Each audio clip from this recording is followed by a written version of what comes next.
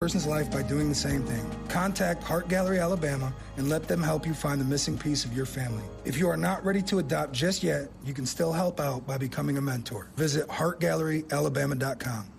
The passion, the tradition, the rivalries. SiriusXM is your destination for all things college sports, and we've got your school covered. On SEC Radio, there's complete coverage of every school in the conference, including live games, plus 24/7 talk and analysis. So cheer along online or on the SiriusXM app and listen to your favorite team anywhere. And now, as a college student, you can stream your first 3 months of SiriusXM for $1. Fees and taxes apply. See offer details and subscribe now at SiriusXM.com/SEC Sports. Yellowhammer Brewing is proud to sponsor the Alabama Crimson Tide. Yellowhammer Brewing has been crafting fine beers for the state of Alabama for 12 years running. Their beers include a variety of classic styles, including their latest release, Yellowhammer Gold, a light, easy-drinking American lager. These guys are local and doing great things for their community. You can find their beers at grocery stores, restaurants, and craft beer shops throughout the state. Check them out at yellowhammerbrewing.com. Make your next pint of Yellowhammer and roll Tide.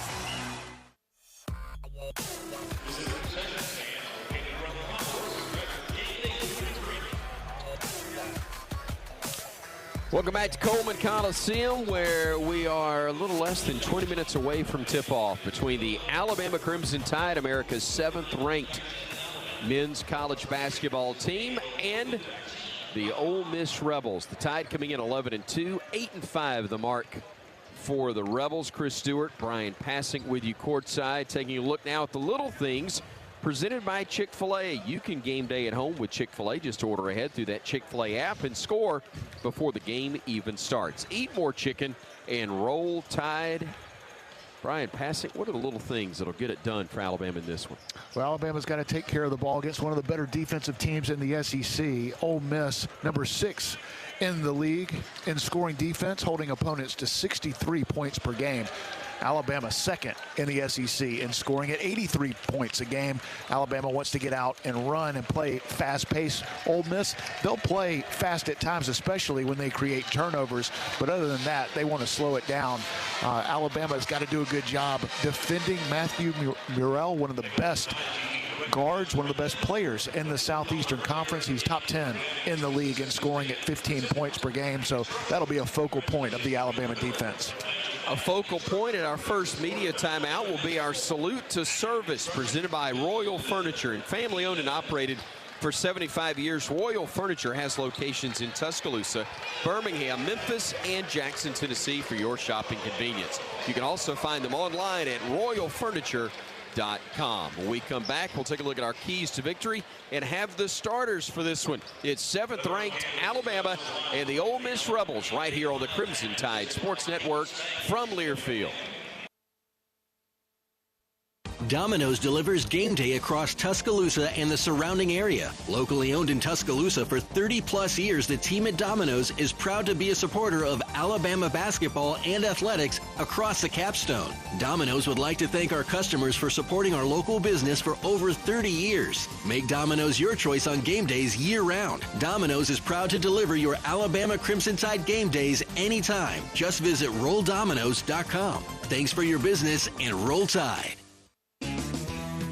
Barkley Buick GMC Cadillac is a local family-owned dealership in Tuscaloosa. Barkley has an award-winning service department, a state-of-the-art body shop, and a beautiful showroom waiting to welcome you. And BarkleyGMC.com opens our online showroom to you. Do what thousands of satisfied customers have already done. Get your new car, truck, or SUV from Barkley Buick GMC Cadillac, keeping Crimson Tide fans on the road for over 42 years.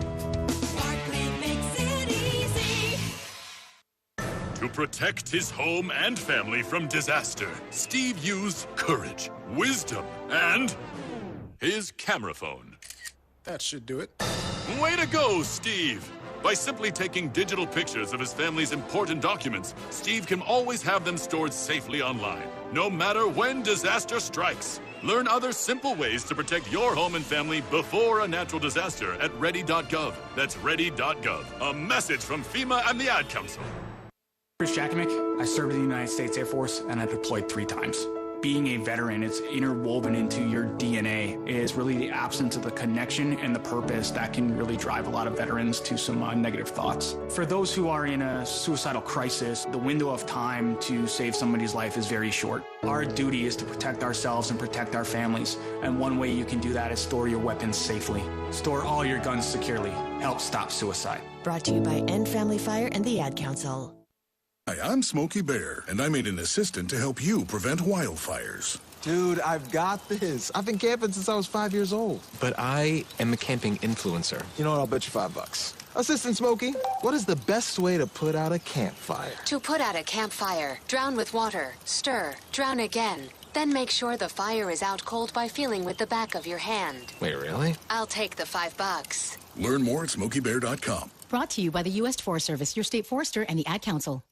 It's time for today's STEM tip. Okay, you know recycling is important. No one wants plastic in the ocean. Here's a cool way to repurpose a plastic bottle. Build an awesome terrarium. Cut a large plastic bottle in half and fill the base with sand, pebbles, potting soil, and your favorite plant. I chose an African violet. Put the top of the bottle over your base and place it in the sun. Your plant will grow sealed in its own ecosystem. Fun, right? Learn more at She Can STEM. A message from the Ad Council.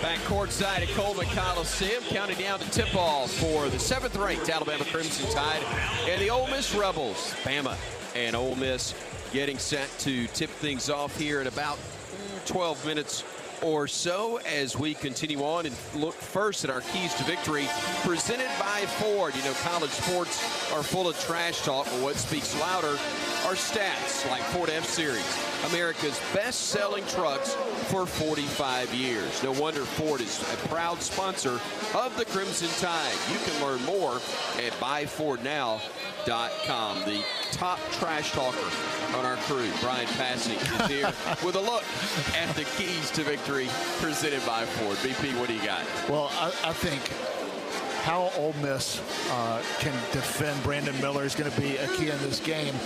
This Ole Miss team, with their changing defenses, Kermit Davis has done it that way in Oxford, and they're difficult to play against. They give you different looks almost on a possession-by-possession basis. Brandon Miller, the 3-time SEC Freshman of the Week, in my opinion, the best player in the Southeastern Conference, averaging 19 points a game, 9 rebounds, shooting 42% from the field, 45% from the three-point line. That's second in the SEC, number 1 in the SEC in scoring. He's having an All-American caliber year, but how Ole Miss defends him, and on the flip side, how Bama defends the best player for Ole Miss, Matthew Murrell, the number 10 scorer in the SEC. Can't foul him either. He shoots 88% from the free throw line. That leads the SEC. So both teams have firepower. Matthew Murrell, Brandon Miller, those will be the focal points of the defenses on each side tonight. They have not posted the starters as of yet, but when they do, they will be presented by Walk-On Sports Bistro. And you know, Walk-Ons puts everything they've got into bringing you game day, and they do it with a taste of Louisiana. Visit locations in Mobile, Montgomery, Hoover, or Tuscaloosa for your next game day experience. Walk-On Sports Bistro, more than a restaurant. I tell you what we will do. We'll go off of what Alabama has been starting and get your thoughts, Bryan, on some of these guys, beginning with Jaden Bradley, the 6'3", 185-pound freshman from Rochester, New York, who's done a wonderful job stepping in since Damari Burnett went out with that injury that's expected to have him out for about another month or so. Yeah, I think Jaden Bradley is doing a great job. Dom Welch, we'll see more of him coming back from the calf injury, but Jaden Bradley has gotten better and better as the year progressed. He didn't play a lot his senior year in high school because of that foot injury. Was surgically repaired, took some time to come back from it, but he has been the McDonald's All-American that we thought he would be. He does it, and maybe not as flashy a way as other guys that were that highly sought after coming out of high school, but Jaden Bradley just solid on the defensive end, takes care of the ball, makes winning plays, top 5 in the SEC in assists, is also one of the best young defenders in the SEC. Also look for the Tide to go with Charles Bediako in the starting lineup as well, and Charles has done a really solid job. 7 feet, 225, the sophomore out of Brampton, Ontario, Canada, by way of IMG Academy. Yeah, top 5 in the league in blocks at 2 per game, one of the best offensive rebounders on this Alabama team, and that's saying something. This is an Alabama team that is number 1 in the country in that category. Charles Bediako, an anchor for this team on the defensive end and rebounding the ball. The good news for Alabama is if Charles gets in foul trouble, which we hope he doesn't, Nick Pringle is waiting in the wings, and he was terrific in the game in Starkville. Came off the bench, had 10 points, 4 rebounds, perfect from the field. Did a great job defending the interior players of Mississippi State, which was a big key in that victory. Noah Clowney, so solid, 6'10", 210, the freshman from Roebuck, South Carolina's Dorman High School. What a fantastic addition to the roster he's been. Yeah, listen, if it wasn't for Brandon Miller, we'd be talking a whole lot more about Noah Clowney, one of the best freshmen in college basketball. He was a 4-star, should have been a 5-star in high school, but he can do it all at 6'10", can rebound. He's starting to knock down some shots. He plays so hard, athletic player, skill player. He wants to be great, and he is turning into a great player here in his freshman season. Speaking of great, a guy you've already talked about, but Brandon Miller, it's 6'9", 200, a freshman out of Antioch, Tennessee, and Cane Ridge High School.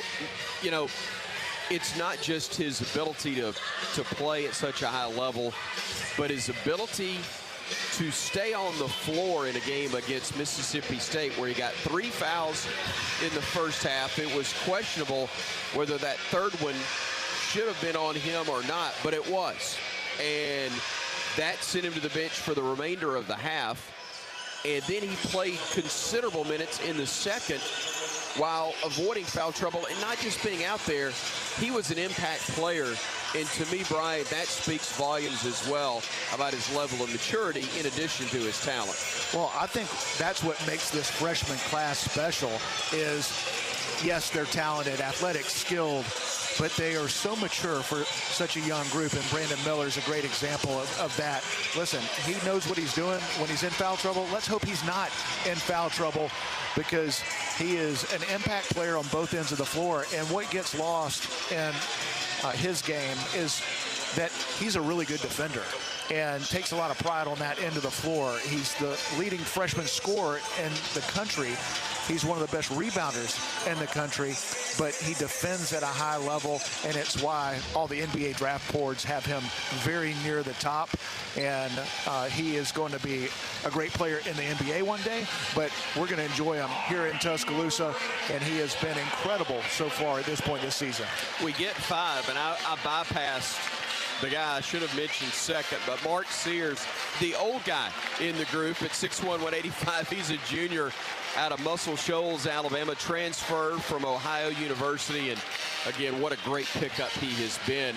The transfer portal is a beautiful thing when you get players like that. Yeah, he was one of the top transfers in the country. Everybody wanted him, and he has produced at a higher level than even I thought he would. I thought he'd be really good, but he has been terrific. Number 12 scorer in the SEC. He shot free throws at a high rate, one of the top 5 three-point shooters in the SEC, and he defends at a high level, and he has, again, maturity. He is a veteran. Some of these young guys are doing it for the first time in college basketball. Mark Sears has done it, but not at this level, not at the high major level. The question coming out of high school for Mark Sears was, would it transfer to high major basketball? And the answer is a resounding yes. He has been so good. And as we get into SEC play, he's going to play a big role in this game because of the guards that Ole Miss has. Official starters and the tip when we come back. This has been the Ford pregame show. Next up is the tip-off of 7th-ranked Alabama and the Ole Miss Rebels. Game number 2 of the SEC slate for the Crimson Tide, and it's coming up right here from Tuscaloosa on the Crimson Tide Sports Network from Learfield. Crimson Tide Basketball is brought to you by Texaco. Proven unbeatable mileage. Texaco with Techron. Driving performance. BASF. We create chemistry. Auto Owners Insurance. Visit RollTide.com/auto owners to partner with an independent Alabama agent. And by Bud Light. It's for the fans. This has been the Ford pregame show. For great offers on F-150, visit your local Ford dealer. Proud sponsor of the Crimson Tide. Here we go. Tip-off is coming up on the Crimson Tide Sports Network from Learfield. When you open a crisp, cold Bud Light, you know game day is here. You owe me $5. You mean every sound. Enjoy responsibly. 2022 Anheuser-Busch Bud Light Beer, St. Louis, Missouri. Introducing new Bud Light Seltzer Hard Soda Variety Pack. You hear that? It's seltzer with the pop of soda, all with zero sugar. Bud Light Seltzer Hard Soda, the loudest flavors ever. Enjoy responsibly. Anheuser-Busch Bud Light Seltzer Hard Soda, IRC Beers, St. Louis, Missouri. Walk On Sports Bistro puts everything they've got into bringing you game day with a taste of Louisiana. Dig into their mouth-watering, made-from-scratch Louisiana dishes or fan favorites like juicy burgers and fresh salads. All in front of 70-plus TVs with over 40 beers on tap. Watching at home, Walk-Ons is available to go. Order online or through the Walk-Ons mobile app. Visit Walk-Ons in Tuscaloosa, Hoover, Montgomery, and Mobile. Walk-On Sports Bistro, more than a restaurant. Tide fans, flu season is just around the corner, and the Alabama Department of Public Health wants to remind Tide fans that this year it's more important than ever to get your flu shot. Research shows that it's possible to have the flu and COVID-19 at the same time. This flu season, protect yourself and the people around you from flu and help reduce the strain on your local healthcare system who is still responding to the COVID-19 pandemic. For more information, visit alabamapublichealth.gov/flu. And we're back with breaking news. Coke Zero Sugar might be the best Coke ever. That's right, Jim. Coke Zero Sugar is a must-try for any Coke fan, so make sure you... Jim. Jim. We're on the air. Ooh, yes, this tastes like the best Coke ever to me. Your thoughts, Jen? Well, can I have a sip?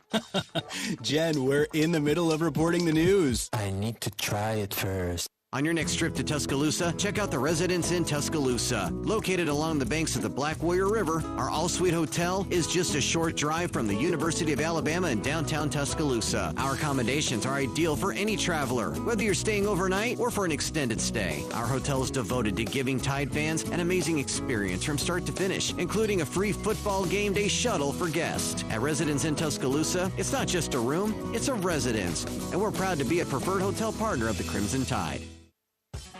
Are you sick of pretending to like boring hard seltzers that leave you feeling bloated? Tired of drinking the same old light beer? No time to make a mixed drink with all those complicated ingredients? Then it's time for you to try something different. Beatbox is now an official sponsor of Alabama and the Crimson Tide Sports Network. Packing an 11.1 APV punch, each Beatbox is bursting with delicious flavors. Beatbox is gluten-free, low sugar, and resealable, so you can always take the party on the go. There ain't no party like a Beatbox party. Roll Tide. Please drink responsibly, must be 21. On the Crimson Tide Sports Network from Learfield. Roll Tide. It's time to turn up for tip-off. Rebound, Clowney. Yes, with the left hand. Alabama leads by 2 on the drive. Goes to the rack and throws it home. Oh, mercy.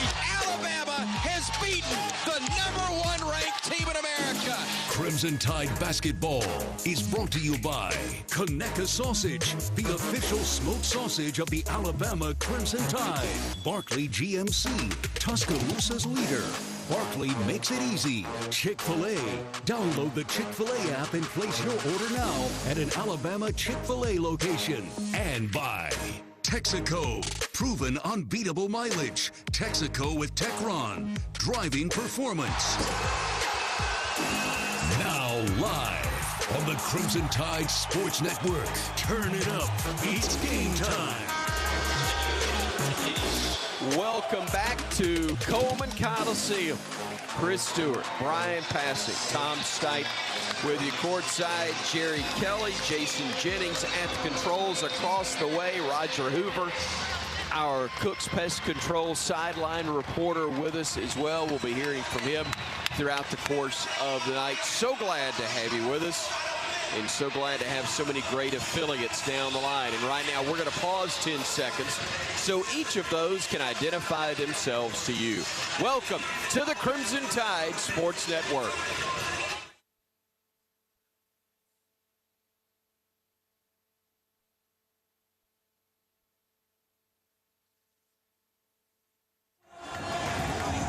In addition to our great radio affiliates, we say hello to those of you listening to us wherever you may be tuning in on the Varsity app. Great addition to the lineup, as well as we listen in to Tony Giles introducing the starters to the home crowd here at Coleman. At guard, a 6'1" junior from Muscle Shoals, Alabama, number 1, Mark Sears. At guard, a 6'3" freshman from Rochester, New York, number 0, Jaden Bradley. At forward, a 6'10" freshman from Spartanburg, South Carolina, number 15, Noah Clowney. At forward, a 6'9" freshman from Antioch, Tennessee, number 24, Brandon Miller. And at center, a 7-foot sophomore from Brampton, Ontario, number 14, Charles Bediako. The assistant coaches are Charlie Henry, Bryan Hodgson, and Antoine Petway. And Alabama's head coach is Nate Oates.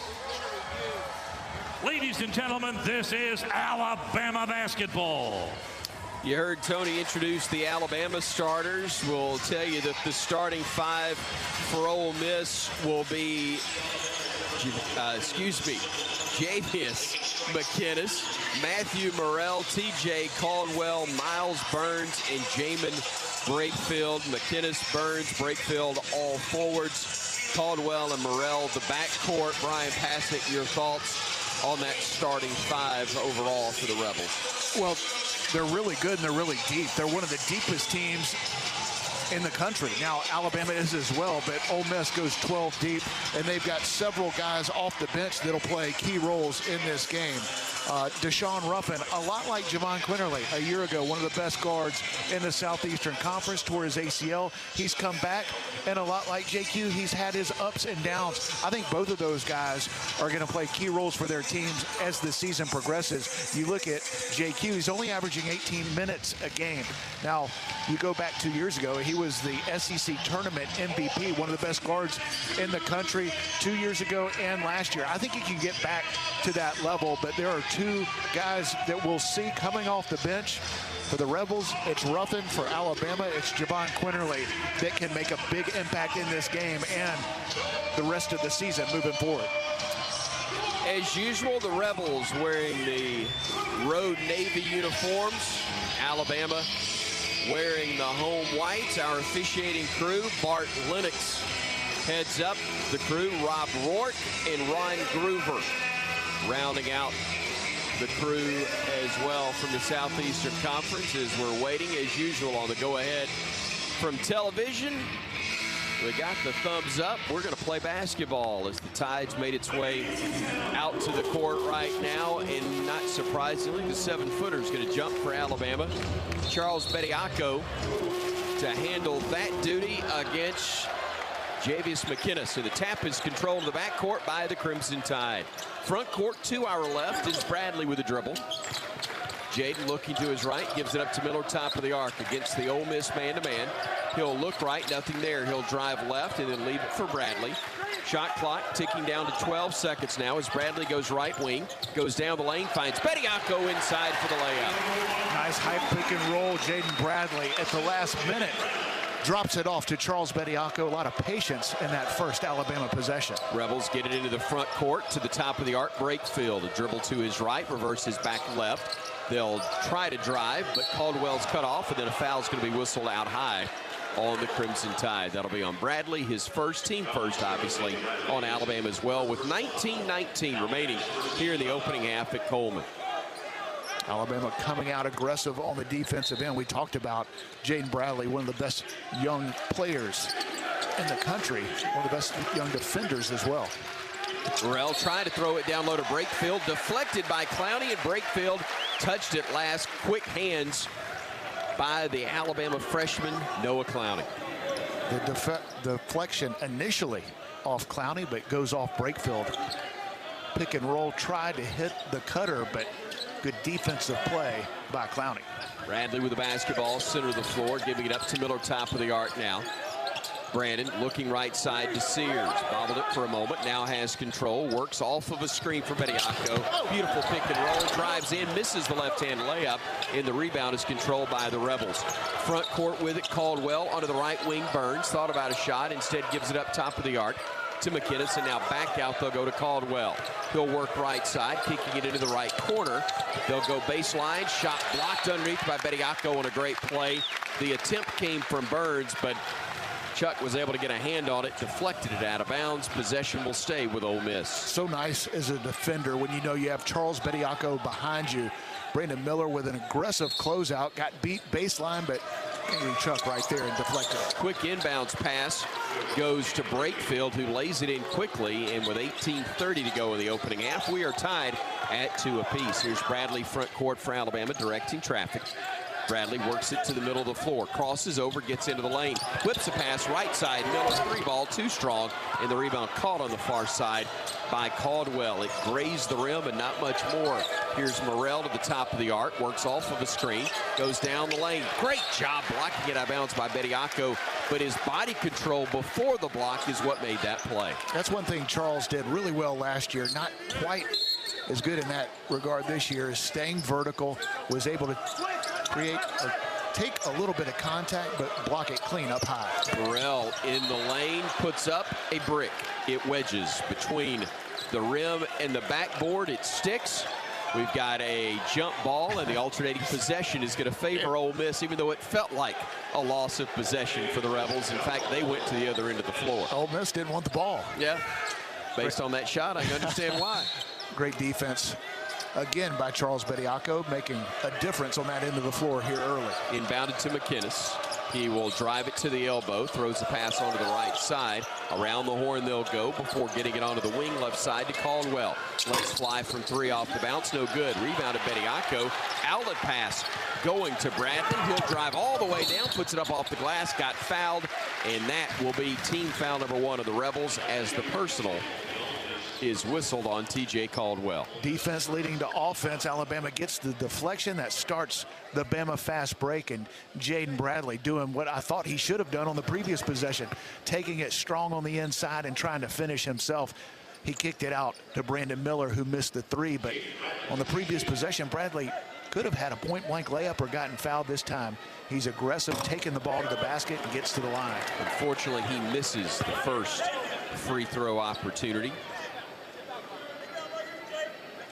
Bradley again out of Rochester, New York. A 74% free throw shooter on the year. Gets 1 of 2, and Alabama has the slimmest of advantages. 3-2 with 17:40 and moving time left here in the opening half in Tuscaloosa. Burrell front court working it into the right corner. On the drive, Burns got into the lane. Floater is up and good. Boy, that ball got knocked out of his hands briefly. He caught it, readjusted, made the shot, and gives Ole Miss a 4-3 advantage. Top of the arc, Bradley now works inside the arc, works down the lane, had it knocked away, got it back, picks it up on the right block, needs help.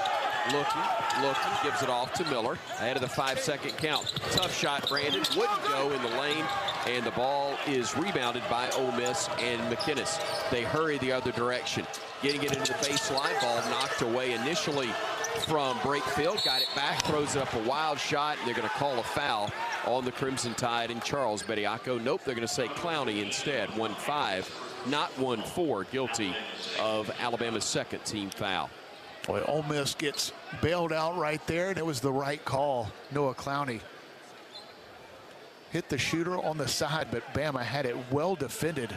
3 defenders right at the rim, and instead it'll be Ole Miss at the line for 2.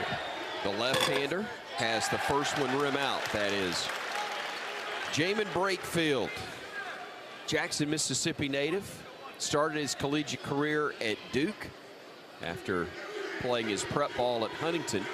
prep. The lefty able to knock down 1 of 2 and makes it a 5-3 Rebel advantage. Bama basketball, front court with it is Bradley. Dribbling left, now dribbling right. Backing it out beyond the arc, kicking it right side. Trying to work away from trouble is Miller. Brandon gives it up to Bediako. Now to Bradley, crossing over, getting down the lane, stopping, circling back to his right. Goes across the lane, pivots, puts it up with a left hand, short, and the rebound controlled by Ole Miss. May have been partially blocked, and for his sake, I hope it was. Morrell working inside the arc, throws it onto the far wing to Brakefield. Nice feed inside, spinning, having his shot blocked by Clowney was McInnes, and Bama runs the other way. Sears going down the lane, tough shot, had his attempt blocked. And here comes Ole Miss the other direction.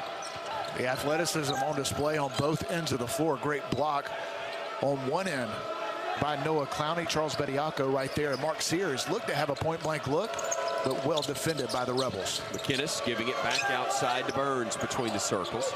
Burns looking to his left. Now will hand it off to Morrell. Morrell giving it at the elbow to Caldwell. 12-foot jumper, no good. Rebounded. Bediako's had a nice start for Alabama. Here's Bradley the other way. Jaden working off the screen, goes to the top of the arc, takes another dribble or two. A third, a fourth, a fifth, still with it with a shot clock under 20. Drives inside the lane, fall away from 12, no good. Rebounded though by Clowney. He lays it in for 2. Sometimes even if you miss and it's a good shot, good things happen. That was a good look from Jaden Bradley, a little strong with it, but Ole Miss not able to get their block out assignments, and Noah Clowney able to get the second chance opportunity and put back. Tied at 5 with 15-17 remaining in the opening half. Rebels dump it down low to McInnes. Whips a pass all the way to the far corner. Jumper is up, and it is good. A 3 for Miles Burns, who averages 7 points per game. 8-5 Rebels. Here's Bama the other way. Bradley stopping, shooting from 16. That one rims out, no good. And the rebound controlled by Brakefield. Rebels push it front court, going onto the right side. They'll throw it into the low post now to McInnes, spinning and throwing up the right-handed shot, no good. Miller up high to grab the one-handed board. He'll start the break, and we got numbers. Miller going down the lane, stopping, spinning, throwing it left side. Sears thought about a 3, drives into the lane, puts it up with the left hand. It rolls around, it drops home, and it's an 8-7 contest. Bama back to within 1. Alabama getting the ball in the lane, moving the defense. Nice kick out from Brandon Miller. And the drive by Mark Sears gets the floater to go down. Rebels will walk the ball to the midcourt stripe, get it front court now with Caldwell. Being defended by Bradley there. Well within time for a media timeout with 14-14 remaining. Just need a dead ball at some point. Burns working off of a screen, throws it back to the top of the circle, and Brakefield. Lefty jumper is no good. Rebound scrambled for, picked up by Bradley. Jaden will bring it ahead for the tie. Bradley going downhill, gets down the lane, stops. Glass wouldn't go, but got fouled. We'll have free throws when we come back to Tuscaloosa. 8-7 our score. Ole Miss leading at the moment. 13:57 on the game clock, first half, right here on the Crimson Tide Sports Network from Learfield. Fast Signs of Tuscaloosa is more than fast and more than signs. Your local Fast Signs experts can handle all your business visibility needs, from signs to graphics to everything in between. Request a free quote today by calling 205-758-7446 or email us at 2032@fastsigns.com. Fast Signs of Tuscaloosa, a proud supporter of Crimson Tide Athletics. We are DCH. We were built to protect and persevere, to help and to heal, to provide care that's as strong as this community. With steadfast dedication and hearts of gold, no matter what life throws at us, we've got you covered, and we'll do whatever it takes to get you back to what matters most, your life. DCH, champions for your health.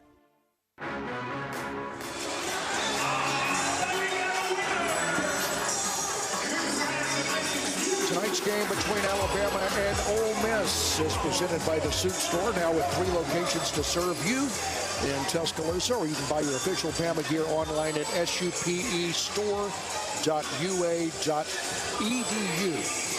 Tom Stipe, Chris Stewart, Bryan, Passink. We are courtside. Roger Hoover is across the way.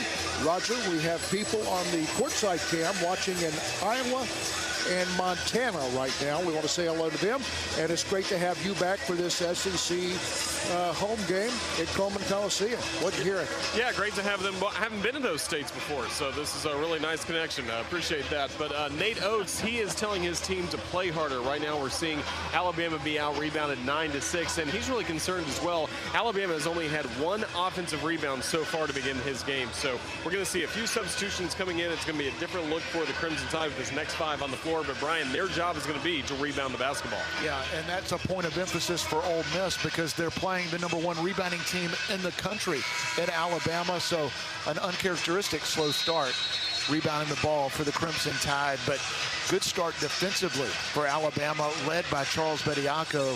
Bama has 3 block shots already. Right now, the Rebels just shooting 27% from the field, but they've gotten 3 of those back with offensive rebounding. So Alabama needs to do a better job of closing out defensive possessions and getting out and running. Ole Miss has done a nice job with their transition defense, not allowing Alabama to get anything easy with their fast break. Dom Welch is going to check into the game. Noah Gurley has checked into the game. Javon Quinterly has checked into the game. They join Noah Clowney and also the man at the free throw line for Alabama, that is Jaden Bradley, and if he'll make his 2 free throws, he will exit and give way to Rylan Griffin, the freshman from Dallas, who's at the scores table and ready to check in.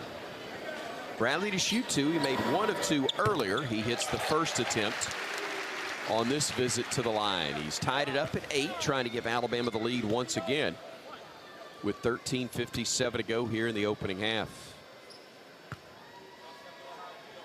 Bradley's second attempt up. It is good, and here will be Rylan Griffin seeing action as Bradley will sit down. Griffin at 6'5", 180. He's averaging 5.5 points and almost 3 rebounds per game in his 16 minutes of action so far on the year. Rebels get it front court. They've got a new man in the game in Robert Allen. They'll throw it, or check that, I'm sorry, Deshaun Ruffin, who's into the game. They work it into the paint. The leaner is no good from Akuba, and here's Bama the other way, leading 9-8. Quinterly to Clowney, top of the arc, 3, bottom. That looked good. Nice high pick and roll. Javon Quinterly finding Noah Clowney, who was one of the first players out at Coleman Coliseum working on his 3-point shot. Looks like it is paid off here early. Brakefield kicks it into the right corner to Caldwell. They'll go around the horn with it, getting it to the top of the circle, and Ruffin. Burns actually in, not Caldwell. He's on the bench with the 2 fouls. Stopping, they'll work it right side. Burns, he is off the mark with a 3 attempt. It grazes the front iron and skips out of bounds. Possession will belong to the Crimson Tide with 13:05 to go in the half, and Alabama enjoying a 4-point advantage, their largest early at 12-8. 7-0 run for Alabama, doing the job on both ends of the floor. Right now, the Rebels just 1 for their last 7. Here comes Quinterly into the front court for Alabama. Javon at 6'1", 175 out of Hackensack, New Jersey. Working off of a screen, goes right side. Still with it, top of the arc. He will back it out, being defended by Ruffin. Gives it up to Welch. Dom will dribble left side. Cut off by a defender. He hands it off to Gurley, trying to back his way into the paint. He'll spin left. He'll shoot. He'll bank it in off the glass. That one didn't look like it was going to end well, but it did. Well defended by Brakefield. It was a tough shot, but high and soft off the glass. Here come the Rebels the other way. Morrell around they go on the left side with it. Tamari Abram around to Akuba. Now to Morrell. Morrell pulls up from 17. Dead on with the jumper. Got it to go. A tough contested shot. And with 12:15 to go, Bama's lead's cut to 4. 14-10. Alabama with a lead. Here's Griffin, top of the arc, going down the lane. Pump fake, stops, and he drugged that pivot foot. He tried to put on the brakes, and it slid just a little bit.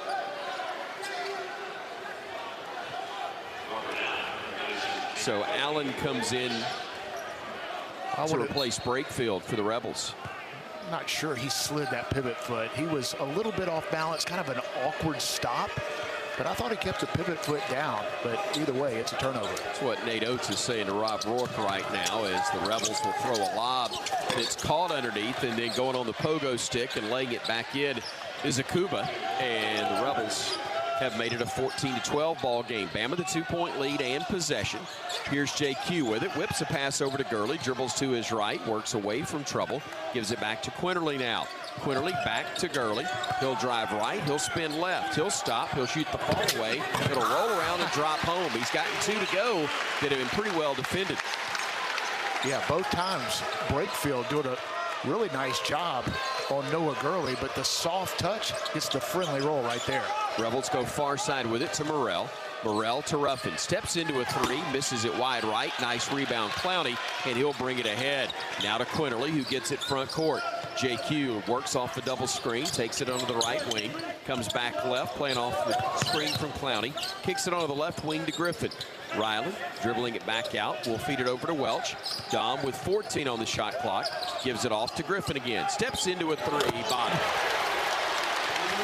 Pretty well defended. Ole Miss, as we've talked about, one of the better defensive teams in the SEC, forcing Alabama into some difficult shots, but boy, if the shots fall, your offense looks great, and right now, Alabama hitting some. Bama's made a couple of bank first 3-pointers, as Morrell will try one to answer. No good. Rebound fought for. A scramble, and Ole Miss is called for a walk. Had a player fall as he had possession. That was Robert Allen. Slid on the floor. That's a travel, and that'll get us to our second media timeout. We've got 10:30 to go in the opening half.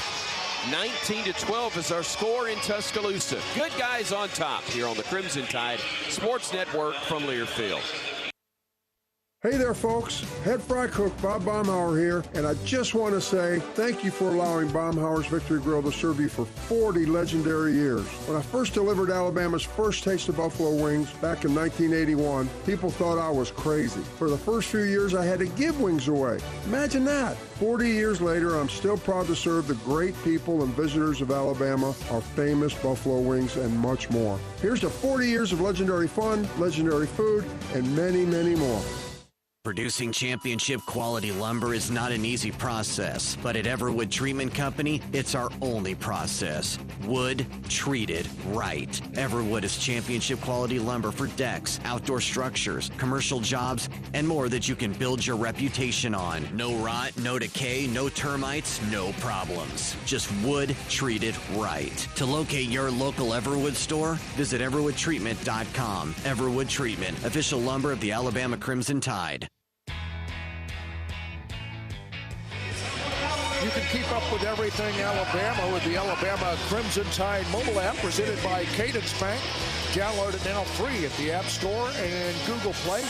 Tom Stipe, Chris Stewart, Bryan, Passink, Roger Hoover with you from Coleman Coliseum. 10:30 to go in the first half. Bama leads it by 7, 19-12. And on your next trip to Tetons, stay at the Residence Inn, located on the banks of the Black Warrior River. The all-suite hotel is just a short drive from campus and downtown, and ideal for any traveler. Whether staying overnight or an extended stay, Residence Inn, it's not just a room, it's a residence. Proud to be the preferred hotel partner of the Crimson Tide.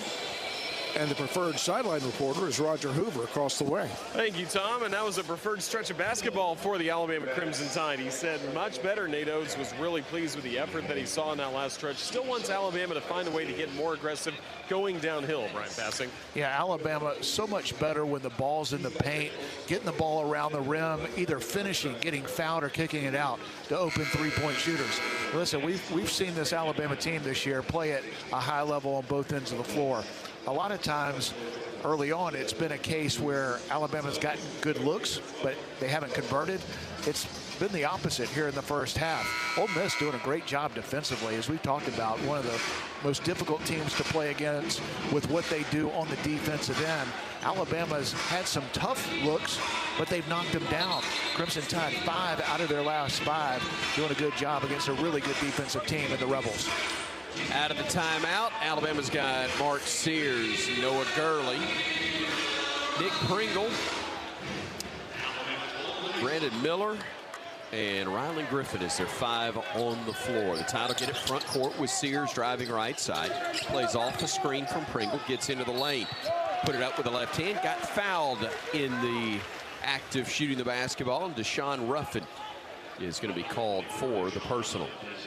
And that was the plan, according to Roger Hoover. Get downhill, get the ball in the lane. That's what Nate Oates asked his team to do, and that is exactly what Mark Sears did. Got past his defender, created a little contact, went into a shooting motion, and he'll go to the line for 2. Sears, the lefty for the Crimson Tide, 6'1", 185 out of Muscle Shoals, able to knock down the first. He started his collegiate career at Ohio University, 2 very successful seasons with the Bobcats, and now off to a great start for Alabama as well. 78% free throw shooter, got them both, and it's 21-12. Alabama with the lead with 10:20 remaining in this first half. Rebels working their way front court. They go into the right side to Abram. Abram nearly walked, may have, and they'll throw it left side anyway to Ruffin. Ruffin, top of the arc, Morrell. Driving against Miller, throws a lob pass a little too high. They can't handle it. It goes out of bounds. Touched last by Theo Akuba. Great job defensively by a couple of freshmen. Brandon Miller forced a difficult pass. Nick Pringle in the right place at the right time. Ball goes out of bounds off the Rebels. Alabama right now getting it done on both ends of the floor. Theo Akuba, who is out of Montgomery, played at Brubaker Tech and Louisiana Lafayette last year. Sears working it to Griffin. Griffin driving down the lane, puts it up, had it blocked, but back into the hands of Gurley. Now to Sears. Back left side, a pass deflected and stolen by the Rebels. They'll get it front court, weaving through traffic. Ruffin lost the handle, got it back. Picks it up on the baseline. Miller defending him to McInnes. Onto the wing, they go to Morrell, now to Abram. Abram working it to Brakefield. Left side, Ruffin, little floater high off the glass, got it to go. 21-14, Bama leading Ole Miss by 7. Here's Miller driving down the lane. Tough shot with the right hand, got it to go. Well, the body control of Brandon Miller looked like he was going to go with the left hand, but switched it over to his right at the last minute and able to flip it up and in. What a play by the freshman. Tough move, and he made it look easy, as he often does in his rookie year with the Tide.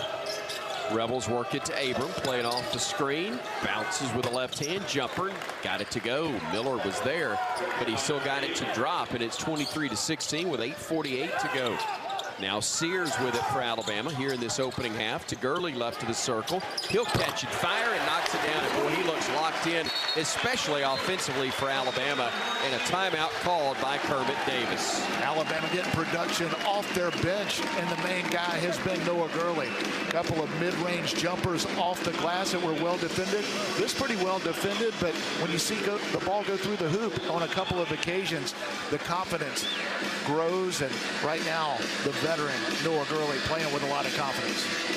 Alabama with the 10-point lead, 26-16, with 8:39 to go in the first half here at Coleman Coliseum. It was a timeout called by the Rebels. It is not a media timeout, as we're not in that 30-second window of being due for a media timeout.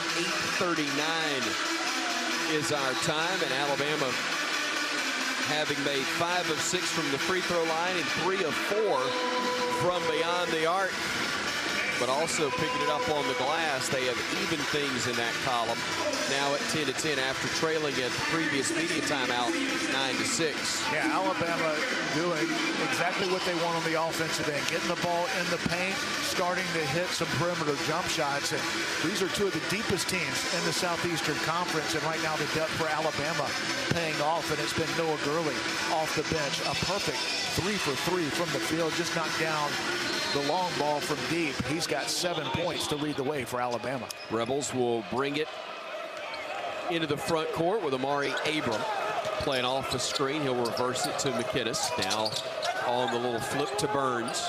Burns surveying the floor with Miller defending him. Gives it up left side to Brakefield. Brakefield to dribble to his right. Still being defended by Gurley. Hands it off to Burns. Shot clock down to 7. Burns whips a pass to Abram at 5. At 4. Launches a 3, left side, hits the rim, no good. Rebounded by Pringle, high above everybody else, and he gets fouled. That'll be whistled, I believe, on Burns. My goodness, Nick Pringle just kept on rising for that rebound. He's got the highest vertical leap on this Alabama team, and that's saying something with all the athleticism. But Nick Pringle coming off, I thought, his best performance in an Alabama uniform, 10 points against Mississippi State. Got a big-time rebound right there. Lob toward Pringle. I don't know how he got it to go, but he did. The pass from Bradley, and Pringle just flipped it towards the bucket as he got fouled. A chance for the and one when we come back to Tuscaloosa. 7:58 to play here in the first half at the home of America's 7th-ranked college basketball team, and they're looking like it. Bama 28, Ole Miss 16 here on the Crimson Tide Sports Network from Learfield.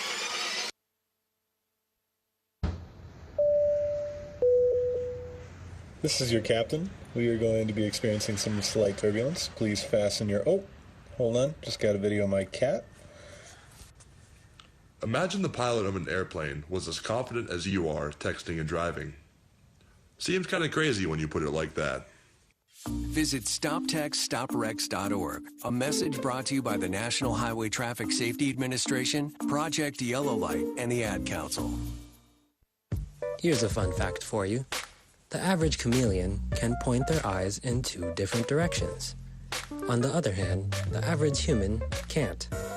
So unless you're a chameleon, there's absolutely no way you can focus on texting and driving at the same time. So don't do it, unless you're a chameleon. Visit StopTextStopWrecks.org. A message brought to you by the National Highway Traffic Safety Administration, Project Yellow Light, and the Ad Council.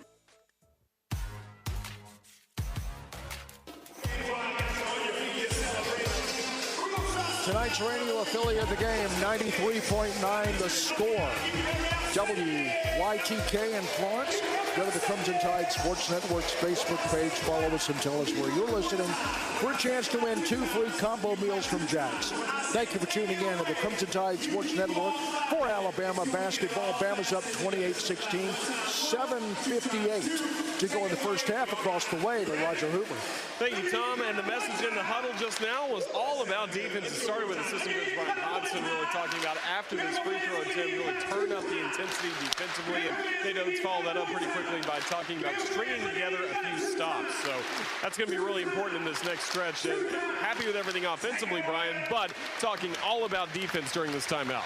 Yeah, not much to say offensively other than keep doing what you're doing. Alabama right now shooting 56% from the field, 10 for 18. Overall, 3 for 4 from the three-point line, 5 for 6 from the free throw line. They're getting what they want offensively against a really good Ole Miss defensive team. But this is a Rebel team that's capable of catching fire offensively. They've got skilled guys, especially on the perimeter, who can get hot. And also, when you get stops that ignites this Alabama fast break, they can get out and run. And so far, we've seen Alabama getting it done on both ends of the floor. Out of the timeout, Brandon Miller, Jaden Bradley, Mark Sears, Nick Pringle, and Dom Welch are your 5 on the floor. Pringle may exit after he makes this free throw. Bediako at the scores table. And he'll have to wait a minute as the free throw was missed. He wanted to keep playing. I don't blame him. He did indeed. Did it on purpose. Not really. Here are the Rebels the other way to the top of the circle. Burns driving right side of the lane. Nothing available to him. Flips it back out to Brakefield. They work it to the top of the arc now. And Morrell, fall away jumper, rims out, no good. Miller up high to claim it, secures it, starts the break. Brandon weaving his way to the top of the arc. 3 ball, no good. Rebounded by Sears. Mark works under the rim, circles through traffic, gets it out onto the far wing. Being defended by Malik Ewan. He'll shoot a 3 in his face and knock it down. Another bank first 3 for Alabama, and the Tide leads the Rebels by 15. Take a step back from one of the best three-point shooters in the SEC. He's going to let it fly. That's what Mark Sears did, and knocks down another one. Caldwell around the horn, far side. They'll give it off to Burns. Burns feeding it right side to Brakefield. Brakefield stopping top of the circle, guarded well, hands it to Morrell. 7 to shoot. Morrell stopping at the elbow. Throws a pass into the lane. They'll throw it back to Brakefield at 3. At 2. Flips it up at 1. No good. Rebound back to Brakefield. Laid it up and in and got fouled. Tough break right there. Didn't go our way, but wasn't from a lack of effort. Yeah, great defense for 29.5 seconds. Alabama almost forced a shot clock violation. missed the point-blank look, but it was well defended. Goes right to the Ole Miss Rebels, and Alabama fighting for the loose ball.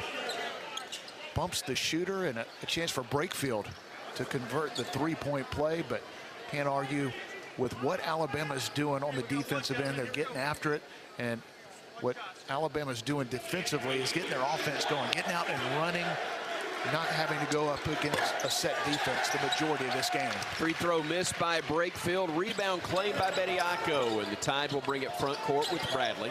Timeline near side to Bediako, top of the arc. Flips it back to Jaden, who takes it right wing. 17 on the shot clock as he'll direct traffic from the right side.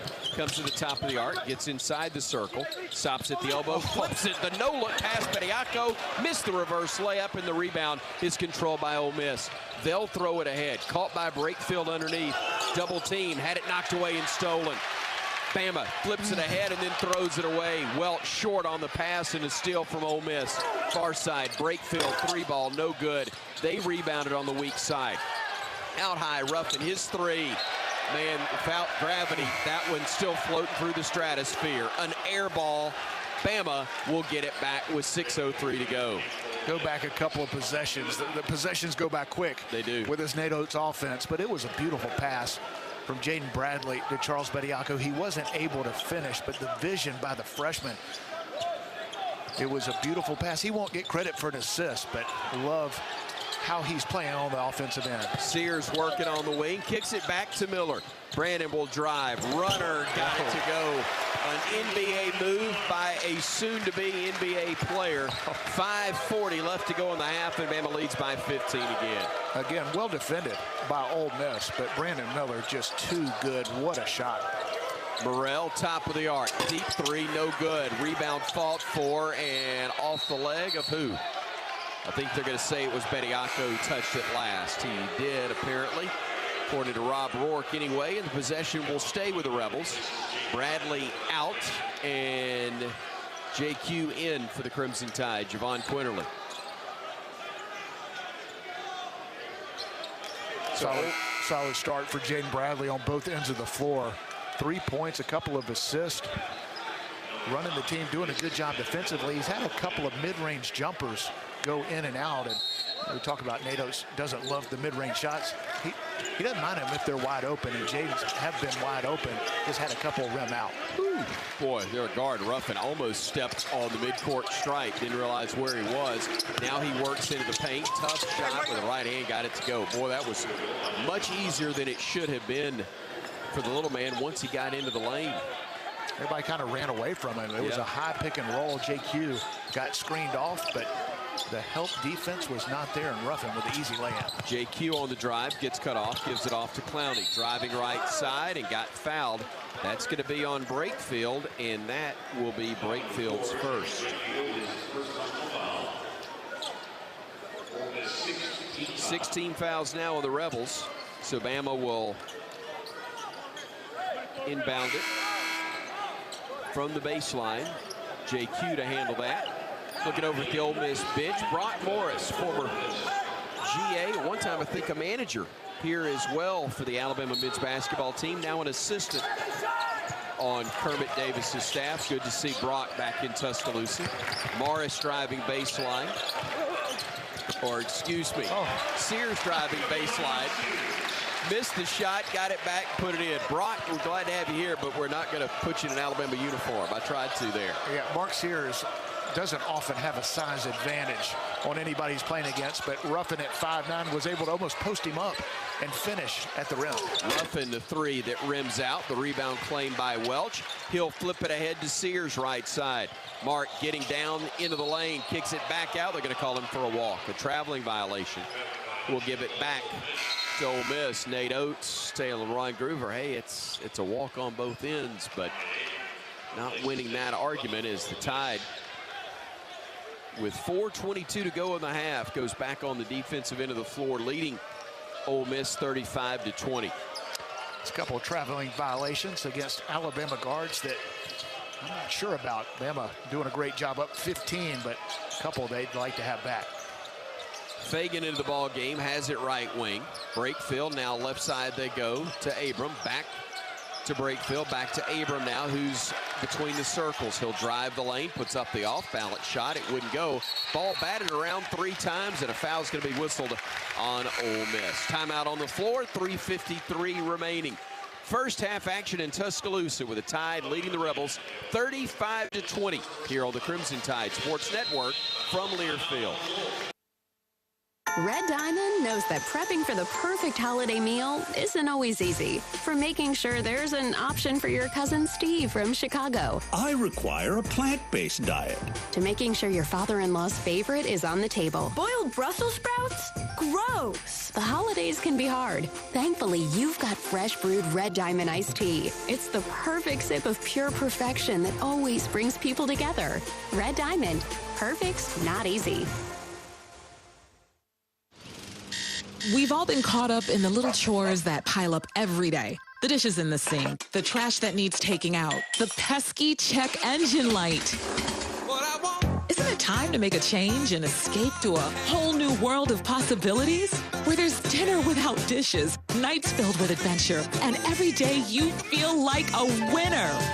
A little change can go a long way when you escape every day at Wing Creek Casino and wingcreekcasino.com. Tonight's game between Alabama and Ole Miss is presented by the Soup Store. Now with 3 locations to serve you in Tuscaloosa, or buy your official Bama gear online at supstore.ua.edu. That is the Soup Store. Bama's up 15, 35-20, 3:53 to play in the first half. Stay with us at the half for the Toy of the Halftime Report with first half stats, scores from around the SEC, and a quick chat with Coach Nate Oates, presented by Cook's Pest Control. Cook's Pest Control and the Centricon system, the unbeatable combination for termite protection. And the man behind the mic for the aforementioned chat, Roger Hoover, across the way. Thank you, Tom. And once again, the conversation is all about defense and rebounding for the Crimson Tide. Alabama with the edge right now in terms of total rebounds, 18-15. But they were challenged by not only the assistant coaches, but head coach Nate Oates as well to go into halftime with a much larger rebound advantage. What we see at 3 right now, trying to really grow that coming up against Bryan. They still want to see more on the offensive end in terms of cleaning up the glass and getting some second chance points. Yeah, right now, Ole Miss leading the way in offensive rebounding, but as you mentioned, those numbers starting to go the way of the Crimson Tide, and that is something that we've gotten used to this year. Alabama #1 in the country in rebounding, and it's one of the reasons why they're so improved on the defensive end. It's hard to be a good defensive team if you're not closing out defensive possessions, and Alabama's done a great job this season limiting second chance opportunities. Not as much here in this game. Got to give Ole Miss a lot of credit. They're one of the best offensive rebounding teams in the SEC. They've gotten several second chance opportunities. Fortunately, they haven't converted as many as Alabama has, but Alabama doing a great job defensively, starting to rebound the ball better and getting the ball to the paint and around the rim and now at the line. Noah Clowney, the man at the free throw line for the Crimson Tide, but the officials came in and discussed something. I don't know if Kermit Davis said something to Ron Groover about whether or not it was the correct player at the free throw line or not. But I think that's exactly what they're going to do. They're going to go to the monitor and review that. And of course, we always remind you that each official review is indeed brought to you by My Eye Doctor, with 20 locations to make your eye appointment more convenient. Eye care and eyewear really are better together at My Eye Doctor. Visit myeydr.com to learn more. I mean, we just had a timeout. You couldn't have done this during the timeout? Well, Kermit thought Bama tried to slip somebody else there that didn't have as high a free throw percentage. Well, the only other one would have been Charles Bediako. Exactly. But it will be Noah Clowney. Yep, he's 58%.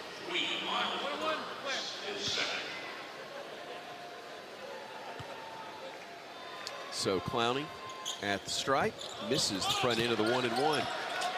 35-20 is the score. Good strategy by Kermit Davis. You get out of their rhythm. Yep. Hand him the ball, stop it, go to the monitor. Fagan with the basketball now for Ole Miss, working in the free throw line, kicking it. Brakefield with the ball now. Top of the circle, Abram. Dribbling left, he'll go down the lane, throws it up near the rim. I'm not so sure that wasn't a pass. I just know Bama didn't get the miss, and the three is up, and it is good on a scramble play by Jamin Brakefield. You just talked about second chance opportunities. They've gone the way of Ole Miss in this game. That was more of a loose ball. Go down, it's a missed shot, offensive rebound, but a big three for the Rebels. Quinterly on the drive, Bediako the flush. High pick and roll, and Charles Bediako goes up high, throws it down. Beautiful pass by JQ. Rebels now trailing Bama by 14. Bring it front court to our right. They'll throw it onto the far wing, and Burns. Burns to Akuba, top of the arc. Now to Abram. Dribbling right, stopping, shooting with a lefty three. No good. Another rebound claim for Ole Miss. They'll give it out to Fagan. Fagan now to Burns. Left all alone. Let's fly from three. Thankfully missed it. And Clowney clears it for Alabama. We got a couple of missed assignments, to say the least, defensively and on box outs. Left side Clowney fakes a three, flips it back to Griffin on the left wing. Ryland trying to shake free, can't. 15 on the shot clock. He'll go back to JQ for a reset. Quinterly says, everybody get out of the way. I can beat this guy. He goes right. He plays off the moving screen, thankfully. Lob to Bediako, who could not finish it, and Ole Miss will come the other way. Fagan into the front court, spinning. Nice strip by Griffin, picked up by Miller. Brandon, great pass ahead to Griffin. Back to Brandon, and that's how it should have finished, because Miller started it all, and Bama leads it 39-23. Great job defensively by Brandon Miller. Getting on the floor for the loose ball. Bama out and running, defense leading to offense in the throwdown. Been doing it a long time. There have been many prettier sequences than that one right there by the Tide. Far side with it is Abram. Top of the arc, Brakefield.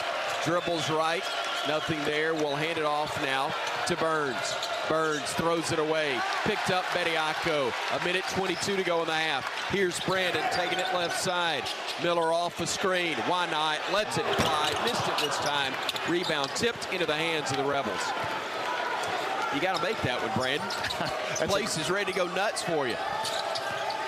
Here comes Abram driving in. Had his shot blocked. Bama comes the other way. We got numbers, or we had them. Brandon steps through. Reverse layup of beauty. What a play by Brandon Miller. Missed the three on the previous possession, but out in transition. So smooth, and finishes with the left hand off the glass and in. I don't know if you've noticed. He's, I think, pretty good. Best player in the SEC, number 24 in crimson and white. Brandon Miller, the leading freshman scorer in all of college basketball. So much fun to watch, and he's doing it here tonight on both ends of the floor. 8 points, couple of rebounds. He's had a steal. He is 0 for 3 for three-point range. He's human, but barely. You're exactly right. You are exactly right. Ole Miss needed a timeout with 57.8 seconds remaining in this first half, and Alabama pushing the lead to 41-23. Alabama as a team has been really solid on the defensive end, but they haven't been a team that creates a lot of turnovers. And if they can add that to what they do defensively, look out. 3 Ole Miss turnovers in the last 2.5 minutes, and that gets Alabama out and running in their transition game. This team is so much fun to watch regardless, but especially when they're creating turnovers. Here come the Rebels. 25 on the shot clock as they go far side with it to James White, seeing his first action for Ole Miss. Now to Ruffin. Back on the right side, Morrell catch and shoot three, no good. Rebounded Gurley, gives it to Miller. Brandon brings it front court. Brandon working down the lane. Brandon had it knocked away, gives it off. JQ, 3-ball bottom. 21-point Bama lead, the bank first three, and the Rebels will hold it for the final shot. Brandon Miller got the ball inside, and everybody thought he was going to take the shot. Defense converts. JQ in the corner knocks it down. Ruffin holding the basketball with 11, 10, 9, 8, still has it at center court at 6, at 5, at 4. Top of the arc, 3, a fall-away jumper at 2, missed it, and fittingly, Brandon Miller snatches the rebound out of the air to end the first half of play. And what a half it was, as Alabama will go to the locker room with a 44-23 advantage over Ole Miss. Nate Oates talking with one of the officials. Now he'll talk with Alyssa Lang from the SEC Network, and then he will talk with our Roger Hoover. And again, our conversation with the coach brought to you by Cook's Pest Control and Centricon, the unbeatable combination for termite protection. 44-23, Bama leading it at the half. They trailed by 3 early, 8-5, but it has basically been all Alabama since that point. The Tide, the 7th-ranked team in America, and looking like it for the final 15 minutes of the half. Roger? Coach, your thoughts on the first half? Yeah, we got a good close to the half. We did a really good job taking care of the ball. You know, we only have 4 turnovers. That's been an issue with us. We only had 3 guys turn it over, so much better. I thought our defense has been good. Obviously benefited from them not being able to make a 3, so we got to clean that up, because I thought they got some open looks from some shooters. But, you know, I've been pretty happy with our efforts so far. Thanks, Coach. Thank you, Roger. Thank you, Coach. Thank you, Cook's Pest Control and Centricon, and thank you to Alabama. Boy, the Tide looked good in this opening half. 44-23, Nate Oates' team indeed leading it at intermission here on the Crimson Tide Sports Network from Learfield. When you open a crisp, cold Bud Light, you know game day is here. You owe me $5. We mean every sound. Enjoy responsibly. 2022 Anheuser-Busch Bud Light Beer, St. Louis, Missouri. Introducing new Bud Light Seltzer Hard Soda Variety Pack. You hear that? It's seltzer with the pop of soda, all with 0 sugar. Bud Light Seltzer Hard Soda, the loudest flavors ever. Enjoy responsibly. Anheuser-Busch Bud Light Seltzer Hard Soda, IRC Beers, St. Louis, Missouri. Favorite jeans, favorite shirt. Got Conecuh sausage and I'm firing it up. Yeah, everybody knows how I get my grill on. You can smell that flavor up and down the road. It's a little taste of heaven, and everybody knows.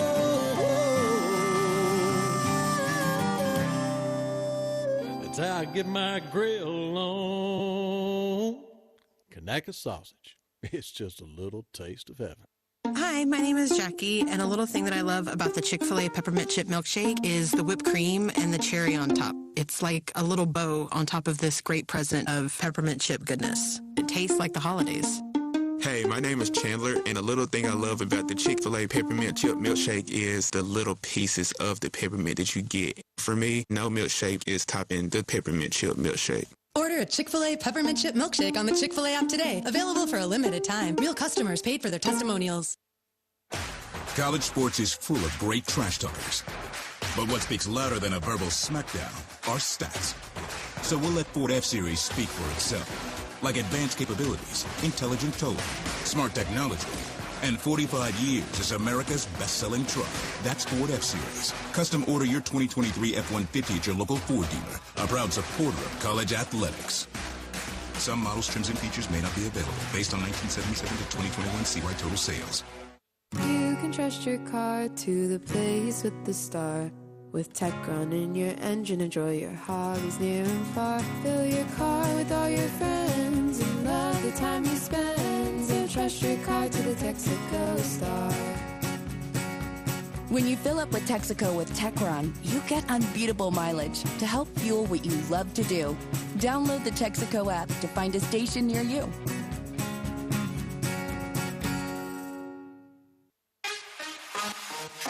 On the Crimson Tide Sports Network from Learfield, Crimson Tide Basketball is brought to you by Coke Zero Sugar and refreshingly delicious. Golden Flake, the official potato chip of the Alabama Crimson Tide. Auto Owners Insurance. Visit RollTide.com/auto owners to partner with an independent Alabama agent. And by Cook's Pest Control and Centricon, the unbeatable combination for termite protection. Welcome to the Toyota Halftime Report. Toyota. Visit your local Toyota dealer today. Toyota. Let's go places. Halftime at Coleman Coliseum, it is Alabama 44 and Ole Miss 23.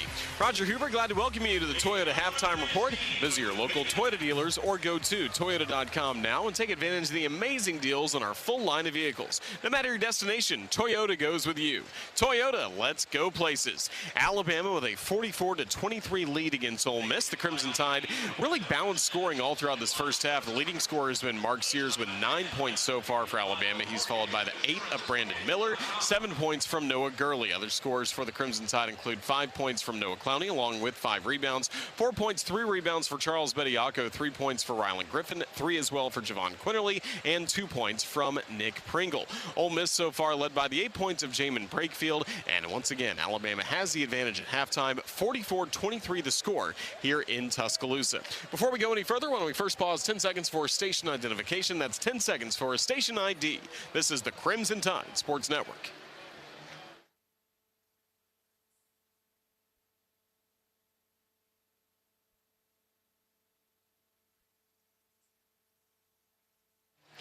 Once again, the score in Tuscaloosa at halftime in men's basketball, Alabama 44 and Ole Miss 23. This is the Crimson Tide Sports Network from Learfield. Guys, it's me, Isabella Gomez, filling in for Smokey Bear because he's got more to say than just... Only you can prevent wildfires. Like, if you're outside enjoying a barbecue, don't let a hamburger distract you from fire safety. Make sure you aren't dumping your hot coals or ashes onto the ground because that could start a wildfire. So take wildfire prevention seriously and let's save the world one day at a time. Juntos con Smokey Bear, podemos hacerlo. Go to smokeybear.com to learn more about wildfire prevention. Brought to you by the U.S. Forest Service, your state forester, and the Ad Council. Adopt U.S. Kids presents What to Expect When You're Expecting a Teenager. Learning the Lingo. GOAT, G-O-A-T, acronym, stands for Greatest of All Time. As in, spaghetti sandwiches for dinner? They're my fave. Dad, you're the GOAT. You don't have to speak teen to be a perfect parent. Thousands of teens in foster care will love you just the same. Visit adoptuskids.org. Brought to you by the U.S. Department of Health and Human Services, Adopt U.S. Kids, and the Ad Council. Ready for our little forest adventure? Yes! So much waiting for me. Yeah, I wanna go outside. I wanna be. We're here. Whoa, that was fast. There's a forest closer than you think. Find a park or forest near you and music inspired by nature. DiscoverTheForest.org. Brought to you by USDA Forest Service and the Ad Council. You're not too cool for me. And in return, I reciprocate that sentiment. I'll never be too cool for you. I was a man with a plan, but now I'm a dad with a decree, and you can't take that from me. Please let it be noted that I told my job they can dock my pay. Right now, it's just too important to take you to school every day. I want to be legendary for you. I want you to puff out your chest when you go to school, the same way I do. I walk taller because of you, because I found everything to live for. That's dedication. Visit fatherhood.gov to hear more. Brought to you by the U.S. Department of Health and Human Services and the Ad Council.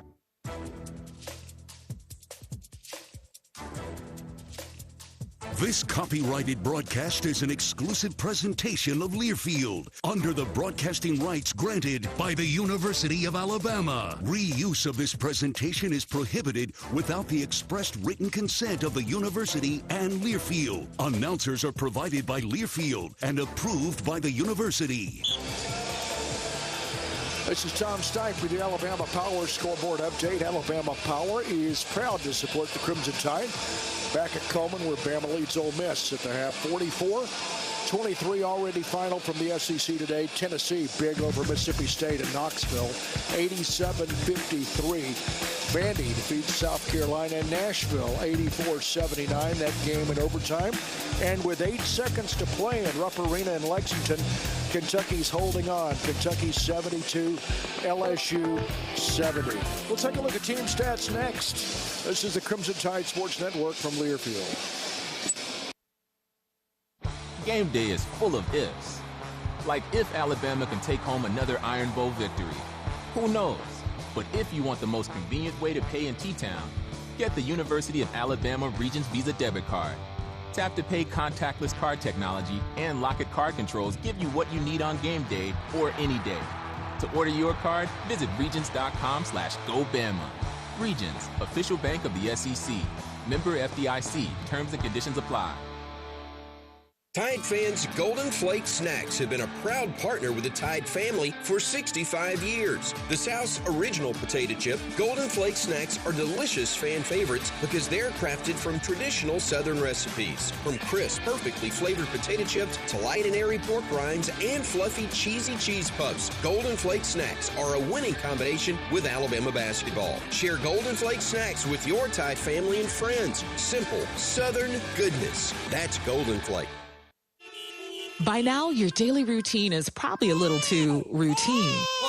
Don't you want to change? Don't you want to start playing by your own rules and escape the routine so your fantasy becomes reality? Where every night is an adventure, where new flavors are ready to be tasted, where it feels like you're a winner. Take a chance. Reward yourself. Make your routine anything but routine. Escape every day at Wind Creek Casino and WindCreekCasino.com.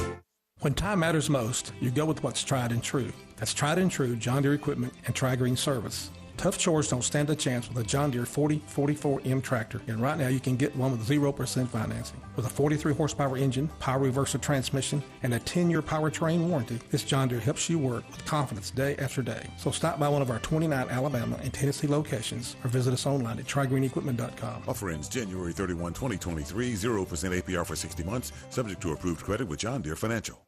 Hey Crimson Tide fans, as our state moves to the next chapter, the Alabama Department of Public Health is shifting strategies from emergency response to one that minimizes daily disruption to our lives. COVID-19 vaccines and boosters are widely available to anyone 6 months of age and older should you decide that you need one. Together, we can help to protect each other moving forward. For more information on COVID vaccines and virus prevention, visit alabamapublichealth.gov/COVID-19.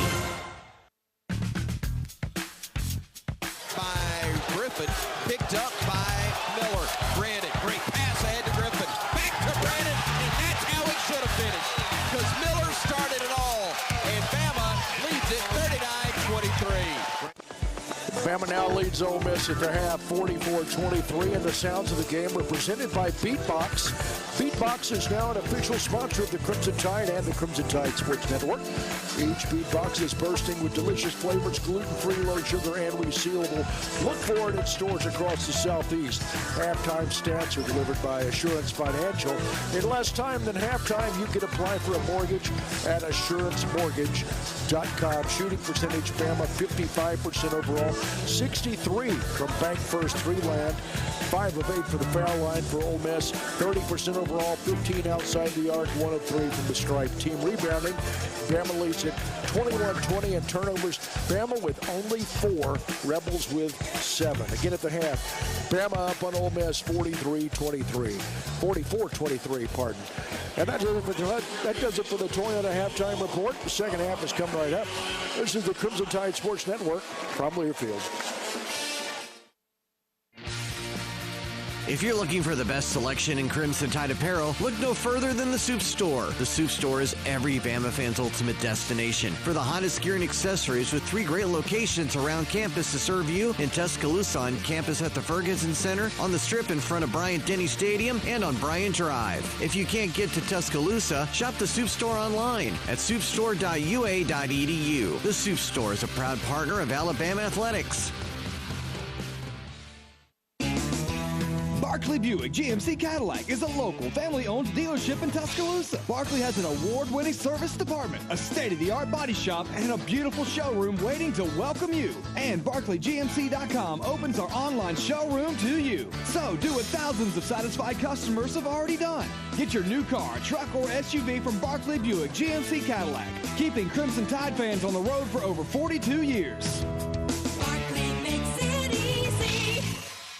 Hi, I'm Smokey Bear, and I made an assistant to help you out, because only you can prevent wildfires. Hey, Assistant Smokey Bear, call me Papa Bear, because I'm grilling up dinner. Did you get it? Yes, good job. So, what should I do with all these coals? Don't just toss them out. Put them in a metal container, because those embers can start a wildfire. I understand. The stakes are high. Ha, ha, ha, ha. Learn more at SmokeyBear.com. Brought to you by the U.S. Forest Service, your state forester, and the Ad Council. Uh-oh, Brad's buzzed. Oh, yeah? Yeah, he's starting with the woots. And now a speech. I just want to say that friendship is about heart and brain. Who's with me? Good thing is, he knows when he's buzzed. And my brain is saying, when it's time to go home, somebody call me a ride. Love that guy. Me too. Know your buzzed warning signs? Call for a ride when it's time to go home. Buzz driving is drunk driving. A message from NHTSA and the Ad Council. On the Crimson Tide Sports Network from Learfield, this has been the Toyota Halftime Report. Visit your local Toyota dealers or explore Toyota.com today. No matter your destination, Toyota goes with you. Toyota, let's go places. The second half is just moments away. Roll Tide. What to look for in the second half is presented by Marathon. When traveling to see the Crimson Tide, start with a fill-up from Marathon and make it a winning trip. Go to mileshavemeaning.com. Marathon, fueling the American spirit. Tom Stipe, Chris Stewart, Bryan Passink, Roger Hoover. We're all courtside at Coleman. BP, we're up 21. How about we double it and go home? I'll keep it at 21 and be fine. Works for me. But I like your way. Your way's better. But Alabama doing a great job here in this game, and a terrific 20 minutes for the Crimson Tide.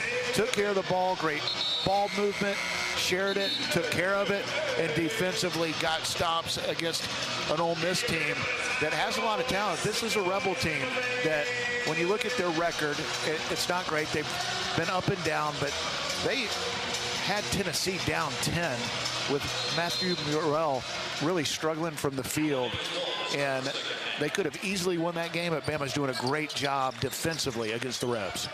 Bradley getting the start second half as he did at the beginning of the ball game. Has it top of the arc for the Crimson Tide. Working against the defender. Plays off the screen. Goes left side. Goes down the lane. Puts it up with the left hand. No. And the rebound controlled by Ole Miss. Kuba is the one that got the board. And then on the other end, Brandon Miller commits a foul on T.J. Caldwell. That was a no-doubter. He got it good. First personal on Brandon. You know, Kermit Davis is preaching to his team, come out and establish the way you want to play in the first few minutes of the second half. I expect Ole Miss to be ultra aggressive on the offensive end and defensively make it difficult on Alabama, who was so good in the first half. Rebels with it at the elbow. Kuba giving it off. Burns driving, right hand, blocked again by Bediako, but nobody there to pick up the loose ball, and Kuba was able to throw it home. 44-25, Bama with the 19-point lead. Bradley working into the paint, puts up a little floater, rolls around, got it to drop in, he is fouled. A chance for the end, what opportunity. Jaden Bradley looking more and more comfortable. Bryan Passink with every possession in his freshman year. Yeah, just his first made field goal of the game, 1 for 5, but he's had some great looks. Took his time with a pick and roll. Nobody came and picked him up. The soft touch, the friendly roll, he'll have a chance for the three-point play, but he's done a nice job in this game, finding open teammates, running the Alabama offense, doing the job defensively. Bradley going to the stripe where he made 3 out of 4 early in the contest. And now making 4 out of 5 total as he drops that one home. Alabama 47-25 lead, the 22-point differential, the largest of the night. Right side, Rebels will work it to Brakefield. Top of the arc, Akuba. Handing it off to Caldwell. Driving, putting it up, blocked out of bounds by Miller. Miller, Charles Bediako, pick your defensive player that swatted it out of bounds. It could have been either one, maybe a little bit of both, but great defensive play on the interior by the Crimson Tide. Rebels will inbound it from the baseline, just to the left of the bucket. Caldwell looks to get it in ahead of the count and does so to Brakefield. 10 on the shot clock. Brakefield working it left side to Caldwell. He goes top of the arc with a dribble. 4 on the shot clock. 3. Caldwell at 2. At 1, a fall away, and that was an air ball. Great defense by Alabama. Clowney especially, but I think that's a total lack of awareness by the Rebels until too late on the shot clock. Yeah, Ole Miss was going slow. Alabama had the switch off with the bigger Noah Clowney on Caldwell. He did a great job of forcing a difficult shot. Bradley working down the lane, throws a lob. Bediako missed it with the left hand, and the rebound is controlled by Ole Miss. Morrell hurries the other way for the Rebels. Gets to the basket, lays it up, missed it. Rebounded Clowney, and Bama will run the other way. Bradley front court, stops on the right wing, crosses over, gets into the lane, stops, circles away from trouble, now goes baseline, puts it up, off the glass, no, but he's fouled, and he'll go to the line to shoot 2. Jaden Bradley only has 2 assists in this game. He should have about 6 or 7. He's made some great passes that have not been finished, but Bradley getting better and better as the year has gone on. He's now in the starting lineup. Bama going with 2 point guards to start with the injury to Damari Burnett. And that is a great luxury for Nate Oates to be able to play a bigger point guard like Jaden Bradley at the shooting guard position. And with the shooters that you have in Mark Sears, Brandon Miller, Noah Clowney, even though Clowney's not shooting a great percentage right now, you know he's capable. This Alabama team has enough shooters, and you have 2 ball handlers, distributors, and this Alabama offense is flowing with Sears and Bradley playing on the perimeter. Bradley hits both free throws. Tide leads it by 24. Rebels coming the other way with Caldwell. Going down the lane, putting up with the right hand, no. Long rebound tipped out and a reset for Ole Miss. They'll kick it into the right corner. Caldwell, a 3, no good off the back iron. Ball tipped high into the air. Scramble for loose ball. I think they may get Brandon Miller for the foul. He was going after the ball, but commits the foul, banging into Jamin Brakefield. 2 fouls on Brandon. They've come here early in half number 2 with Bama up by 24. That's a whole lot better than him getting his 3rd in the first half in Starkville. Yeah, Brandon Miller has gotten in a little bit of foul trouble this year. Hasn't hurt Alabama that much because of the depth, but you want to have one of the best players in college basketball on the floor as much as possible. Burrell driving into the lane, creates a little separation, got the shot to go from 8 feet. 49-27, Bama with the ball and a 22-point lead. Here's Brandon the other way, stepping back, 3-ball bottom. Any doubt he was going to make that? Well, that's the only thing he didn't do in the first half is knock down the perimeter jump shot. But in rhythm right there, pulls up, the defense takes a step back, Miller rises up and finishes. Caldwell, a wild shot, drawing the foul from Bediako in the process. And Charles is going to be guilty for his first personal foul, the 3rd team foul on the Crimson Tide. 52-27. Biggest lead of the night for Alabama. Charles Bediako and the interior players for Alabama, he and Nick Pringle, Noah Clowney, Noah Gurley, all of those guys have been really good defensively on the interior of defending without fouling. One of the few fouls against Ole Miss drivers in this game. Caldwell able to knock home the first as Burns will exit. Ty Fagan will come in to replace him. Transfer from University of Georgia. Second attempt up. That one's good as well. It's 52-29, and he will leave. Caldwell, And Deshaun Ruffin will come in to replace him. So 17-14 to go. Bama 52, Ole Miss 29. Crimson Tide with possession. Front court, Jaden Bradley playing left of the circle. Miller catch and shoot 3. That one's a little short. Rebounded though by Sears. Had it blocked from behind. Ball fought for. Knocked out of bounds, they say. Touched last by Alabama. It was blocked from behind, but he got hit on the back of the head. No foul call as Mark Sears got the rebound. Should be at the line for 2. So the Rebels will come the other way. Trailing Bama by 23. Burrell throwing it into the low post to McInnes. Shooting and not able to get the end one. Actually, correct myself, that's Akuba. And they got Charles Bediako on the foul. He didn't like the call. I thought he came down a little bit on the forearm at the last minute. Not a ton of contact, but enough to warrant 2 free throws for the Rebels. And that will send Theo Akuba to the free throw line. 6'11", 225. The Montgomery native averaging 3 points and just under 3 boards a game. Can't get the free throw to drop. He'll have another attempt upcoming here. Trying to cut into a 52-29 Alabama advantage here in Tuscaloosa. Crimson Tide looking every bit 7th-ranked team in the country with their effort tonight.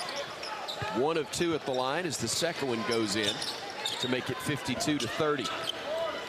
Bama ball and the commanding lead. Bradley working his way down the lane. Nice pass, Bediako. The catch, his dunk attempt was blocked, and the Rebels will come the other way. They had numbers briefly. They'll lay it up and miss it, and a rebounding foul is going to be called on Alabama. That's great transition defense by Alabama and Brandon Miller. It looked like it was going to be an easy run-out layup for the Rebels, but Miller forced a difficult shot. Not a ton of contact on that rebounding foul, but Alabama, even though up big here in the second half, great effort to get back and not allow a layup. Mark Sears still hadn't touched him, but he got called for the foul. Wow. Quick inbounds goes to Morrell. Left side, 3-ball, rims out. Mark had the rebound. He got fouled, and they get that one right. Foul's going to be whistled on Ole Miss. Third team foul on the Rebels. Love the toughness that Mark Sears plays with. 9 points, 5 rebounds. Physical on the defensive end. Does a great job of getting inside the defense in the painted area. Puts a lot of pressure on the defense. Gets a lot of foul calls when he's driving, and right there, a nice rebound. Ruffin guilty of his second personal as Sears launches a 3 left corner. No good. Miller fortunate he wasn't called for his third right there as the Rebels come the other way. They work it onto the left wing with Brakefield. Brakefield, the bounce pass to Fagan. Brakefield, the flip to Ruffin right side.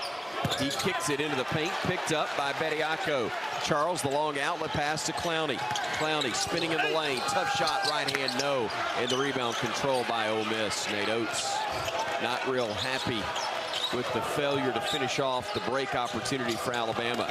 Ruffin goes underneath. Tried to dump it and did to Akuba, who missed the little bunny in the lane. And after some sloppy play, Bama will come the other way. Driving as Sears got hacked, and they'll call it. Whistling the foul on Jamin Brakefield, and that will be his second personal foul. Timeout on the floor, 15:31 to go here in the second half. 52-30, Alabama leading Ole Miss right here on the Crimson Tide Sports Network from Learfield. Southern homes are particularly vulnerable to termites. In this climate, you need guaranteed protection. You need Cook's Pest Control and Centricon. Termites attack the Centricon stations, exposing themselves to an agent that eliminates their entire colony. Upgrade from old-fashioned liquid service to the proven protection of Centricon and Cook's Pest Control. Call Cook's today for a free evaluation. Looky, looky, looky, here comes Cookie, Cook's Pest Control. College sports is full of great trash talkers. But what speaks louder than a verbal smackdown are stats. So we'll let Ford F-Series speak for itself. Like advanced capabilities, intelligent towing, smart technology, and 45 years as America's best-selling truck. That's Ford F-Series. Custom order your 2023 F-150 at your local Ford dealer, a proud supporter of college athletics. Some models, trims, and features may not be available based on 1977 to 2021 CY total sales.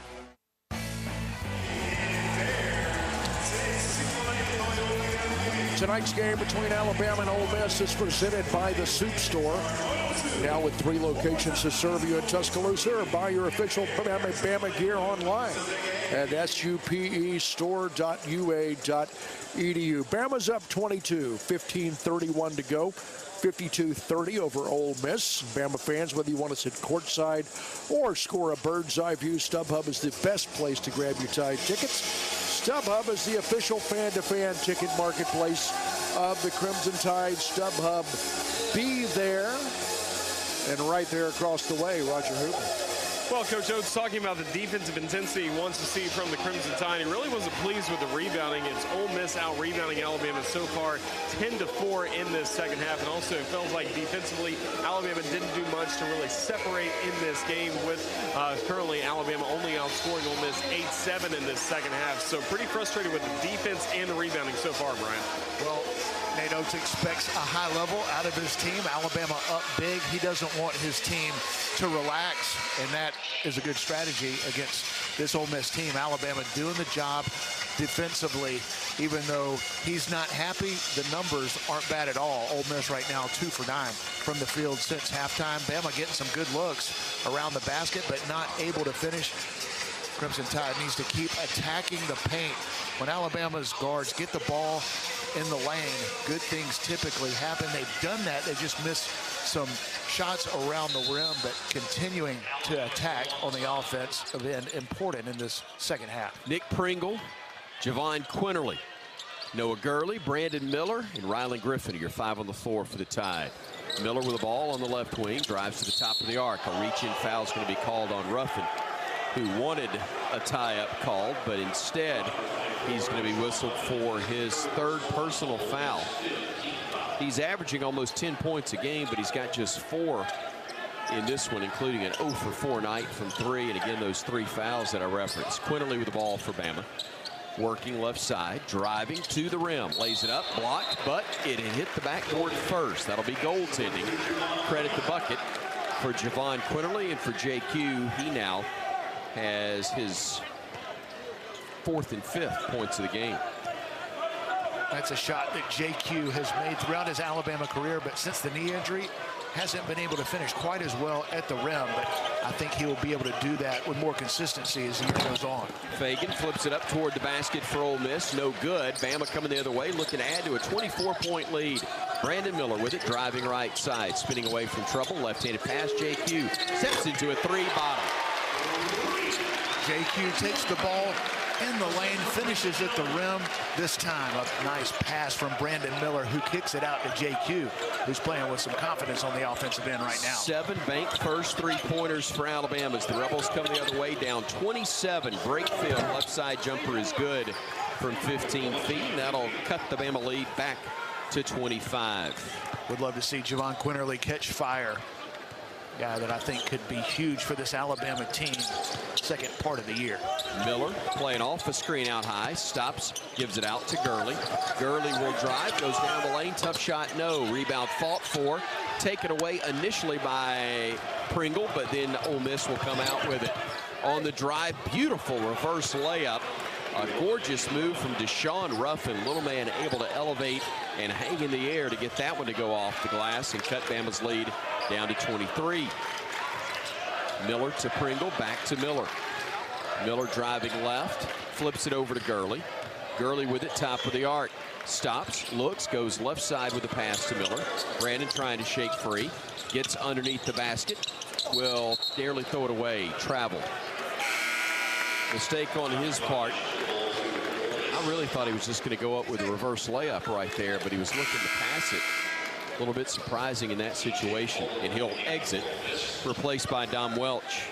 Made the mistake right there, but you love the unselfishness of Brandon Miller and this Alabama team. A big reason why got off to a 21-point lead in the first half. Sharing the ball, finding open shooters, and Alabama, for the most part, in this game, knocking them down.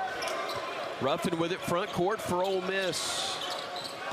They'll get it into the right corner. Brakefield, a deep 3, no good. And a rebounding foul is going to be called on Malik Ewan, who delivered a shove into the back, I believe, of Nick Pringle. Nick Pringle off the bench, doing a good job of blocking out, forcing that foul. And Alabama shoot free throws on the next foul. That's just the 6th-team foul, but next one, Bama will be in the bonus. Bama with the ball front court. Quinterly calling for a screen. Gets one from Welch. Dribbles to the left side. Now will step back. A deep 3. Short. And the rebound claimed by Caldwell. He'll throw it ahead to Brakefield, who gets a run out and the slam. Bama missing a 3 on one end and getting beaten to the other end of the floor on the other. The Tide lead cut to 21, 57-36.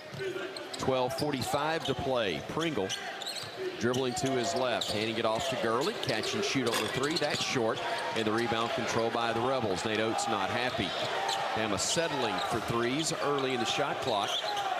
On the far side, Rebels will drive. Ball batted away, and now they're going to call a charging foul on Ole Miss. And Gurley grabbing his right foot. Looks like maybe that ankle as the player for the Rebels collided with him. Good job defensively by Alabama. Nick Pringle, Noah Gurley, a couple of Bama players stepping in, creating the turnover. Pringle will exit, so too will JQ. Brandon Miller checking in as well for Alabama. As, let's see, Gurley is out. And you got Clowney, Bradley, and Griffin in for Alabama. Griffin near side, but a whistle and a foul called on Ole Miss before that shot went up. 1-and-1 upcoming for the Crimson Tide, as that will be team foul number 8 on Ole Miss. Bama's been called for 5. And Miller will go to the stripe, shooting 1 plus the bonus. Brandon, 11 points in the game. This is his first free throw attempt so far tonight. Brandon Miller, the SEC Freshman of the Week for 3 times, for the 3rd time this season. It's a 1-and-1. He has been so good in so many different areas. 5-star recruit, McDonald's All-American, and he has exceeded expectations early on here in Tuscaloosa. Second one's up. That one rolls around and falls off. So 1 of 2 for Miller, and the Rebels will come the other way. 58-36. Alabama comfortably on top with 12-12 to go. Ruffin getting a return pass, takes it left side, goes down the lane. Tough shot, rolls around and falls. Boy, that's great body control by the little man, as Bama's lead is down to 20. Here's Griffin the other way for the Tide. Up top to Clowney. Dribbles to his right, gives it back to Bradley. Driving down the lane, got fouled, flips it in off the glass, and in for 2. Beautiful shot there from Jaden Bradley. Just kind of lulled his man to sleep.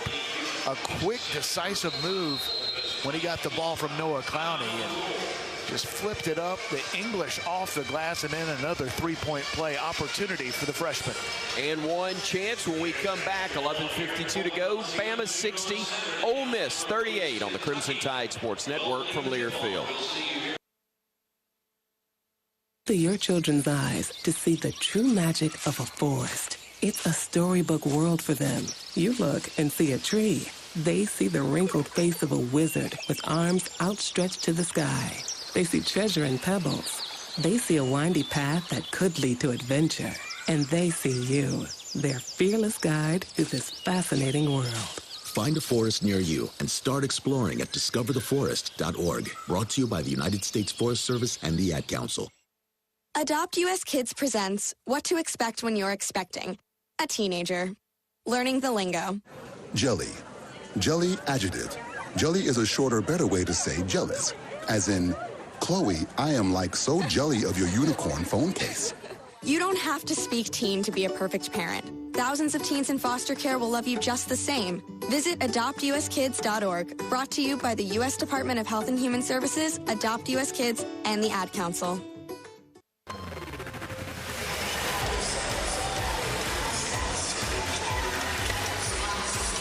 11:52 to go in the ball game. Bama's up 60-38 over the Ole Miss Rebels. You can protect your team by getting the COVID vaccine. Remember, in Alabama, Tide fans ages 12 and older are eligible. For more information, visit alcovidvaccine.gov. Tom Stipe, Chris Stewart, Bryan Passink. We are on one side of Coleman Coliseum's court. On the other side is Roger Hoover. What are you hearing? Well, it's the same theme as before. Coach O's frustrated with the defensive intensity from the Crimson Tide. Ole Miss hitting 4 of its last 5 shots. And still talking about the rebounding. Alabama down 8 in terms of rebounding in this half. So that's a message he gave it the last time out. He's challenging the Crimson Tide once again, Bryan, to find an edge and play better defense. Yeah, I like the fact that Nate Oates, his staff, and his team, they're not looking at the scoreboard trying to get better on every possession and play to a standard. And right now, Alabama looking good in terms of the scoreboard, 60-38. And it's been Jaden Bradley. He'll have a chance to add to his 10 points with an and one opportunity. 6 for 7 from the free throw line, 2 for 6 from the field. He's just got 2 assists, but he's passed the ball better than those numbers indicate. Doing a nice job in a starting role, taking care of the ball, playing strong in Alabama for the most part in this game, and really throughout this game has done a great job with ball security. They have struggled turning the ball over this season. There haven't been many things to complain about with this Alabama team, the number 7 ranked team in college basketball, but turnovers have been an issue. They've done a much better job of that here in this game. Just 7 turnovers overall. Bradley at the stripe, able to convert the and one opportunity, and with 11:50 to go, that doesn't officially go as a bank first three-pointer, but I bet they won't mind if we consider it to be one. Allen dribbling to his left, gives it off to White. 61-38, Alabama with a lead, and 11:38 and ticking time left to play in this ball game. Caldwell flips a pass right side to White. He'll get inside the arc, needs help. Bounces it to Ruffin. 5 to shoot, 4. Ruffin at 3, at 2. Ruffin at 1. Fires one up that did hit the glass, but they're going to say a rebounding foul on whom? I think they got Jaden Bradley. Sure did. And it'll go back to Ole Miss.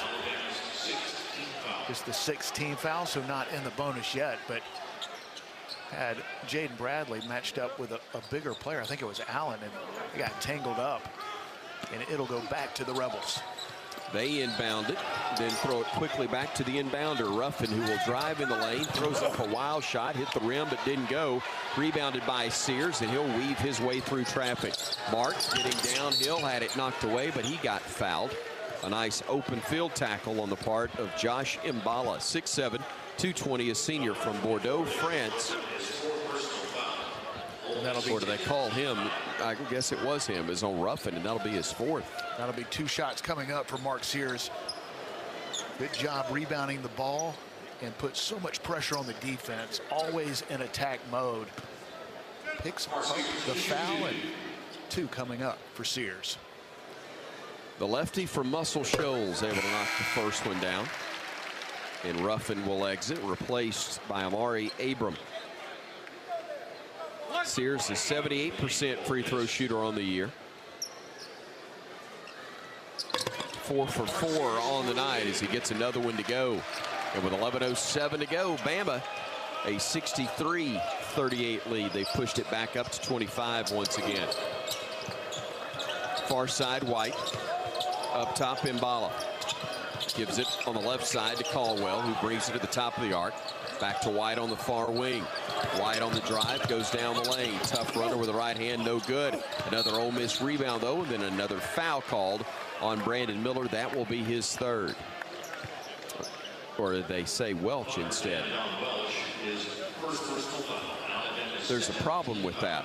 Oh, there he is. Sorry to say Dom Welch isn't on the floor. I didn't see him. But the official did. He got it right. 15th offensive rebound for the Rebels.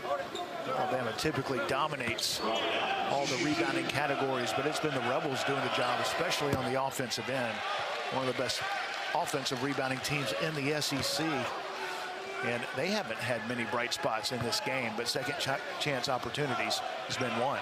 Robert Allen missed the first free throw. A transfer from Birmingham Samford University. Gets the second one to drop, and it cuts the Bama lead to 24. 63-39 with 10:38 left to play. Bradley looking, had his pass deflected right back to him. Now to Welch on the far side. Back to Bradley again. Bradley dribbling to his right. Bradley on the drive, gets underneath the basket, tried the reverse with the left hand. May have been blocked, and here comes Ole Miss the other way. Couldn't tell if he missed it or if it was blocked, but Abram has it the other way for the Rebels. They trail Bama by 24 with 10:10 to go. Mbala fakes a 3, drives in. That's going to be an offensive foul, I believe. Yes, it is. Great job. Dom Welch got to the little restricted area, got beyond it, held his ground and got run over, and he takes the charge. That will be the first on Mbala. Nice team defense by Alabama. Noah Clowney got beat off the dribble. That doesn't happen often, but Clowney's teammate picks up the slack as Dom Welch slides over and takes the charge. 10 minutes to play in this one. Bama with the ball and the comfortable lead. Bradley driving to his right. Tough runner, wouldn't go, but he is fouled, and he'll go to the line to shoot a pair as James White's going to be called for his second personal foul. Without Namari Burnett, you give up a lot because he's one of the best perimeter defenders in the country, can shoot the three at a high level, but these Alabama point guards are so hard to stay in front of. Jaden Bradley does it with strength and angles. Mark Sears, quickness, strength to the basket. So aggressive on the offensive end. JQ with his stop and start, so explosive. A nightmare for a defense to try to keep those three in front of you. And Alabama, when they're rolling on the offensive end, their guards are living in the lane, and that's been the case here tonight. Bradley hit the first, and the second one was perfect. We got 9:50 to go, and Bama leads it by 26 here in Tuscaloosa over Ole Miss, the 7th-ranked Crimson Tide. Defending as the Rebels have it on the left wing with Caldwell. He will drive into the lane, lost the handle. Here comes Miller, nice pass ahead. Bradley driving to the rim, tough shot, switched hands, couldn't get it to go with the left, but got fouled, and he'll go to the line to shoot two. The strength, Bryan, just to get the ball from his right to his left hand, absolutely amazing right there. Yeah, nice job defensively by Alabama. Brandon Miller, the kick ahead to Jaden Bradley. He was looking behind and thought he might throw it up for an alley-oop, but made the right decision, had the angle to the basket. The strength to get the ball up with the left hand, almost a three-point play opportunity, but he'll go to the line for two. He hits the first, and he's made a living there tonight. 10 of 11 from the stripe. He's only 2 of 7 from the field, but getting it done at the free throw line, improving on what was already a 74% number on the season coming into the game. And as I say that ball went halfway down and rimmed out. So 10 of 12 in the game for Jaden. Ole Miss front court trailing Bama by 27 again. Abram driving in, and he got fouled once more. Let's see. I think they'll get Bediako for the foul. That'll be his third. And 18 fouls now on Alabama. And the Rebels again trying to cut into what is the biggest lead of the night. Second time Bama's been there, but it's at 27 at the moment.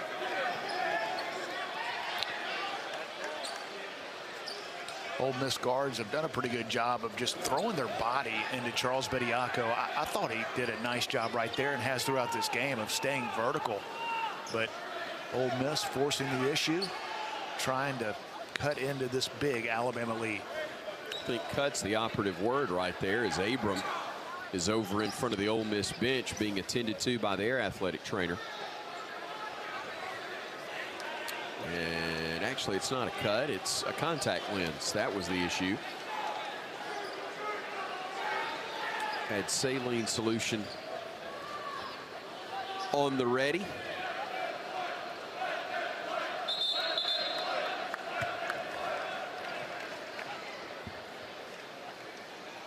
Abram going to the line. Mari Abram has been one of the better freshmen in the SEC this year. Comes in off the bench, averages right at double figures, but top 100 player nationally. He's done a nice job in some big games for the Rebels. Bama's done a pretty good job on him throughout this game, but made a nice play to force the contact and get to the line. Abram hits the first. He'll have another one upcoming. And the lefty can't get the friendly roll, and Bediako clears the miss for Alabama. 66-40. Alabama leading with 9:12 and moving. Time left in regulation here in Tuscaloosa. Bradley giving it off. Welch catch and shoot three. That went halfway down and rims out, and the Rebels will come the other direction. Good look from Welch, but it wouldn't stay down. As Ruffin now plays off the screen, gets to the elbow, throws a pass back outside to Brakefield. To the elbow again, they'll throw it. This time McKinnis spinning, shooting with the right hand, and got it to stay down. He's battling. He's got a protective mask on his face, and it's like it's moving on him a little bit. He's constantly adjusting it. Here is Bradley with it. Now to Sears. All alone. Catch and shoot three. No good. Couple of misses that looked good when it left the hands of the shooters for Alabama, but not able to get them to drop, and the lead stays at 24. Morrell right side for the Rebels, or to his right with the dribble, I should say. Now they go to the right side of the floor before Abram drives, loses it. Bama ahead. Miller going in, lays it up and in for two. Thought we were going to have the highlight reel, but Ole Miss did a good job getting back in transition, and Brandon Miller with a finger roll lays it up and in. He made a business decision because he wasn't sure that Matthew Morrell wasn't going to try to go with a physical foul right there. That would have left him pretty vulnerable in the air. Morrell driving the other way, got it to go. He'll get an and one as Bediako is going to be called for his fourth. Tough luck there for Charles. 7:54 to play. Bama leading it big.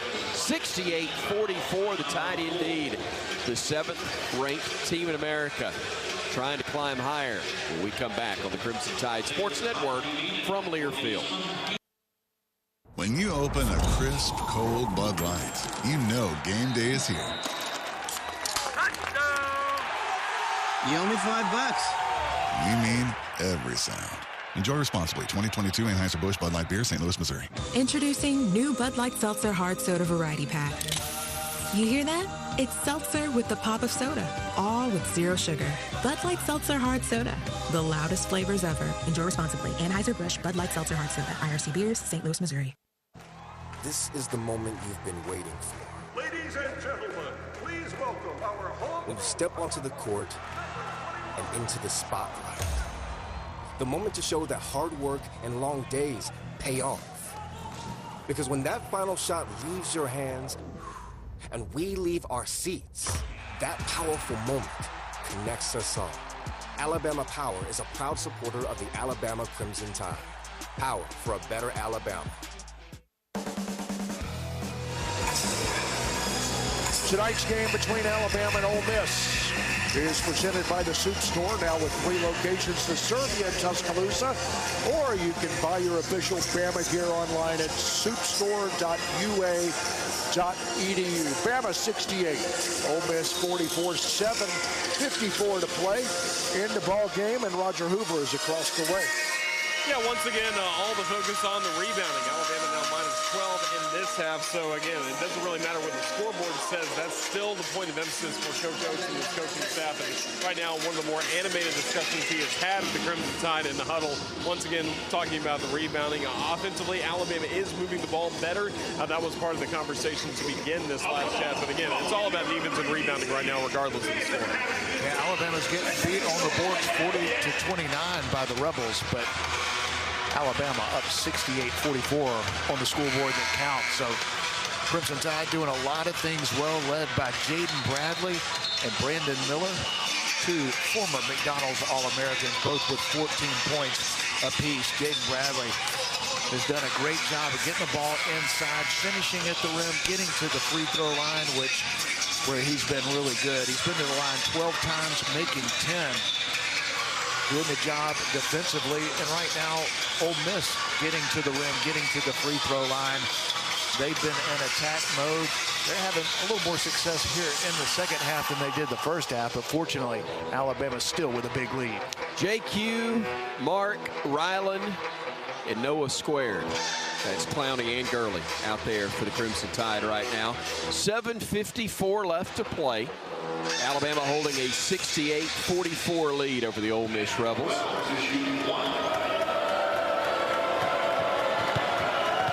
Matthew Morrell trying to convert the and one for the Rebels. Knocks down the free throw to make this a 68-45 ball game. Quinterly will bring it up for Alabama. Hands it off to Sears. Mark dribbles to his right. That's his offhand. Didn't look like it, though. Went in, got fouled, and he'll go to the line to shoot a pair.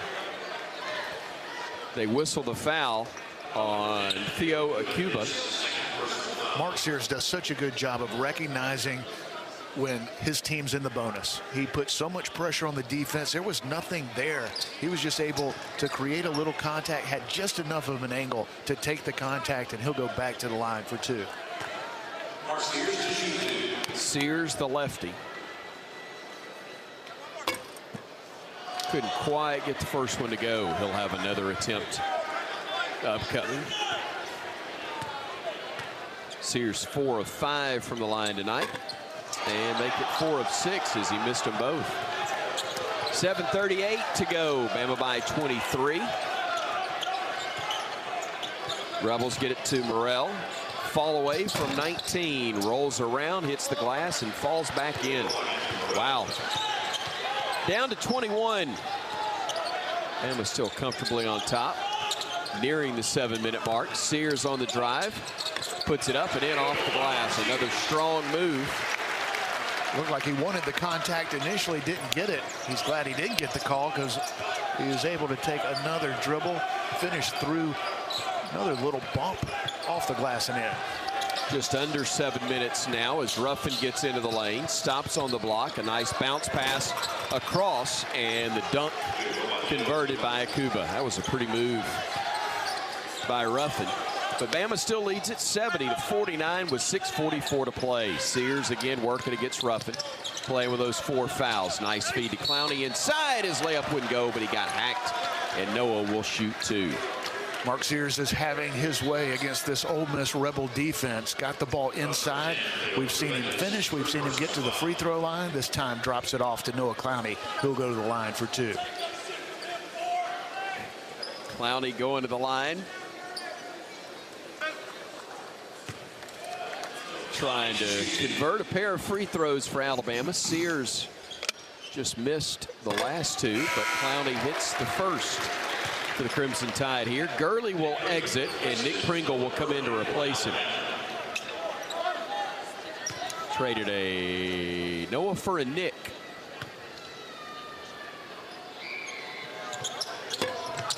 But another Noah missed another free throw for Alabama. 1 of 2 for Clowney at the stripe. It's 71-49 Bama with 6.5 to go. Ruffin crossing over, driving in the lane, tough shot, count it, and he is fouled. Well, that was a great play by Deshaun Ruffin, but was that against Nick Pringle? I don't know what he's expected to do. He was vertical, he stayed straight, he didn't straight up and down, didn't come down with his arms. Ruffin was able to create the contact, but to me, that's a no call, a big-time play by Ruffin, but those calls have gone against Alabama here in the second half. The and 1 for Sean Ruffin. And with 6:24 and moving, Alabama has its lead cut under 20. The Tide's led by as many as 27 on a couple of occasions. Sears with it on the far wing, brings it top of the arc, now brings it down the lane. Tough shot with the left hand, no. Rebound control by the Rebels. It's Brakefield coming the other way to Ruffin, who will drive into the lane, spins around, wild shot. The block's going to be called on Alabama again. Well, that was a crazy looking play by Deshaun Ruffin. Was spinning, just threw it up. Wild play, and they call it on Nick Pringle, who set up, tried to take the charge. And right now, the call's not going the way of the home team. Doesn't hurt quite as bad when you're up close to 20 points, but a chance for Ole Miss to cut into this big Alabama lead. 71-52 Bama, make it 71-53 as Ruffin converts again. I think he had only 2 in the first half. He has got a dozen now for the ball game. And Deshaun Ruffin, like Javon Quinterly, went out last year with an ACL tear. He's worked his way back, seems to have his quickness back, but he and JQ, 2 of the better guards in the SEC a year ago, trying to work their way back to their old form. Got the free throw to drop, and it's 71-54. Quinterly, left of the circle, 3, short, rebound, tipped out by Clowney, back to JQ. No look past Clowney, the flush. It was Pringle, excuse me, to JQ, to Clowney, who threw it home, and Alabama has a 73-54 lead. Ruffin coming the other way. Dumps it off for the baseline. Little teardrop. Missed. Rebounded JQ, and he'll bring it the other way for Alabama. Quinterly into the front court, setting things up. Nate Oates wanting a half-court set here. Gets a screen from Pringle, JQ does. Steps back, works it to Bradley. 15 to shoot. Bradley on the drive down the lane, lost the handle and taken away by Ole Miss. It's Brakefield with a steal. Brakefield working his way into the paint. Steps through, puts it up, and got it to go. Well, Pringle didn't want to commit a foul. Clowney thought he had been fouled. No whistles, and Alabama comes the other way. JQ into the lane, throws the lob. Pringle gets bumped as the ball goes out of bounds. Touch last, they say, by the Rebels. Got a little ugly here in the last 5 minutes, partner. It has, and that would be a stressful situation if the score was closer. But Rebels doing a good job of attacking the paint. Beautiful pass by Javon Quinterly. Not able to convert, but ball goes out of bounds off Ole Miss. They've made 6 of their last 7 from the field, the Rebels have. Bama trying to inbound it, and they do to JQ in the far corner. Gives it off to Bradley. 15 on the shot clock. Bradley playing off the screen from Bediako. Kicks it back to JQ. Drives, dishes. Charles, 3. In and out, no good. Crowd wanted that one to drop, and it was a good look for Bediako, but it wouldn't go in. And with 4.5 to play, Bama leads at 73-56. Inside, left-hand layup, good by Akuba. And let me update you, it's 73-58. Well, the Rebels, 7 of their last 8, having success at the rim. They've shaved 12 points off of what was the 27-point Alabama advantage. Quinterly trying to get open space, throws a lob, bad pass. Bediako runs it down, though. Bediako throws it back to JQ. Thought about a 3, instead will drive. Gets into the lane, spins, shoots, had it blocked. Tried to run it down. Ball is going to be knocked out of bounds by the Rebels with only 2 seconds left on the shot clock when we come back. 3:58 remains. 73-58. Rebels making this a lot tighter than we wanted here on the Crimson Tide Sports Network from Learfield. This is an important message from the Mine Safety and Health Administration. Mining fatalities, accidents, and injuries are preventable. Taking a minute to approach your task safely can protect you and your fellow miners from injury and death. Staying alert and focused can keep you safe. Do it safe. Do it right. Whether buckling a seatbelt or securing equipment, these quick safety measures can prevent injuries and fatalities. Take time. Save lives. For more resources, visit MSHA.gov.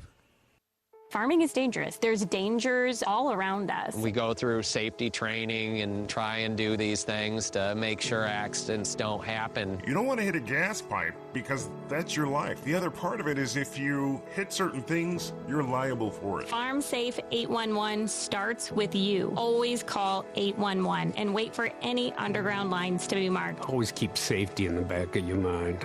Just stay humble. For more information, go to farmsafe811.org.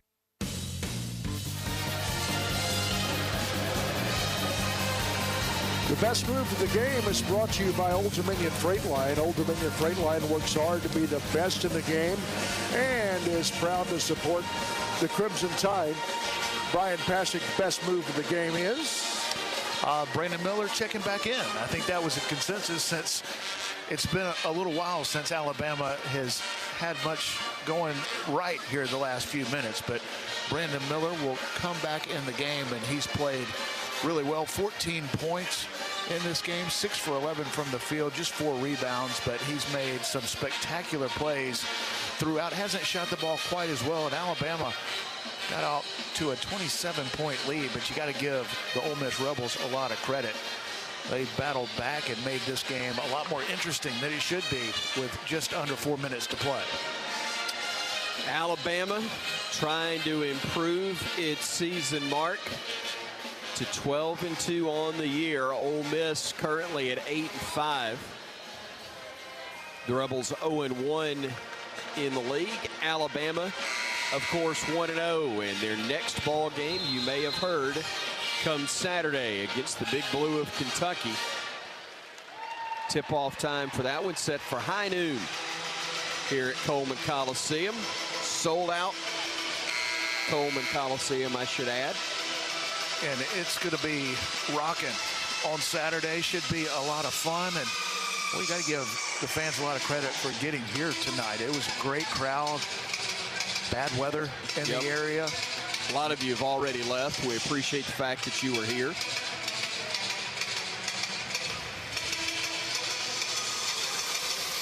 But Alabama trying to finish this one strong. Brandon Miller, Noah Clowney, Jaden Bradley, Charles Bediako, and Mark Sears. The starting five are back out on the floor for Bama. Miller lets it fly. Nailed it. Mid-court three with the shot clock expiring. Shot it from the hip and got it to go.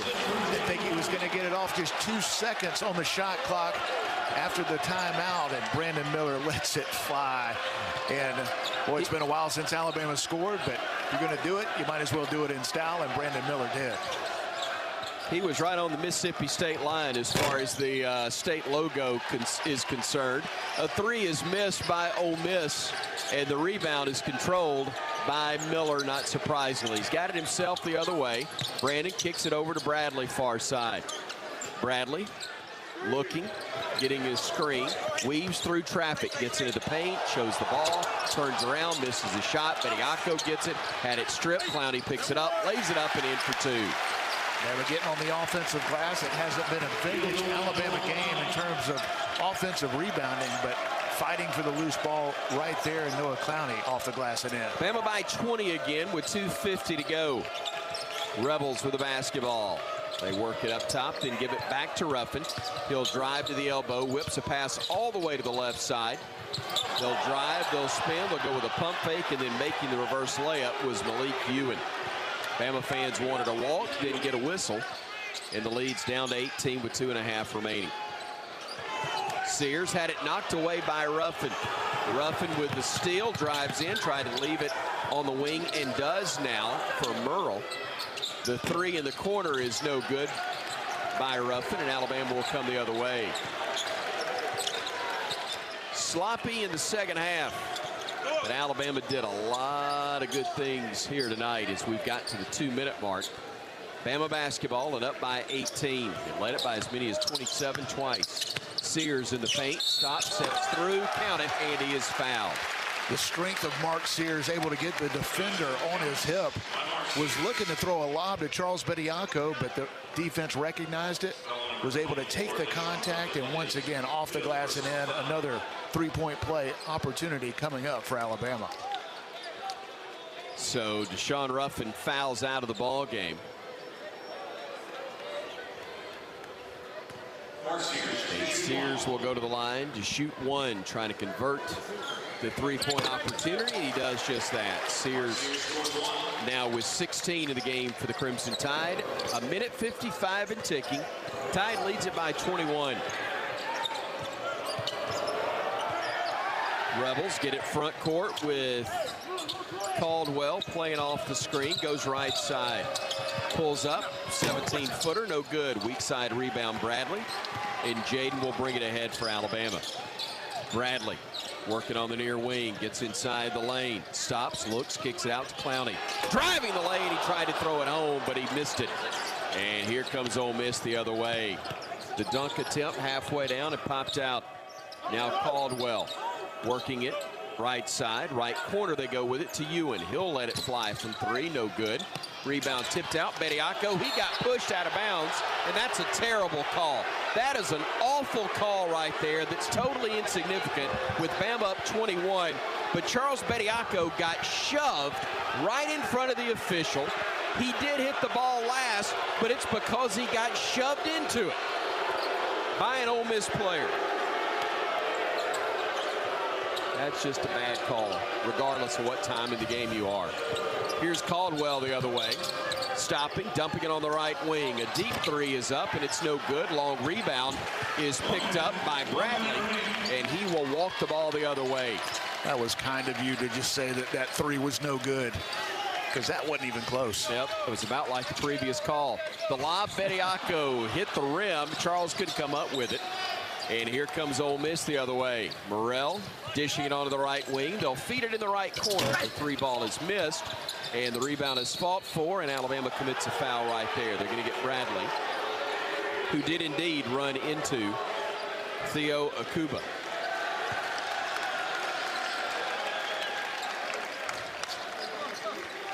What do they call it on Bediako? They'll call it on Charles, and that'll be his 5th. I thought that it was actually Jaden Bradley that ran into it, but not the case. You're going to have a number of changes right here, as we will see Nick Pringle come in. We will see Jaden Quinterly check in. Here's Adam Cottrell, Delaney Hurd in as well.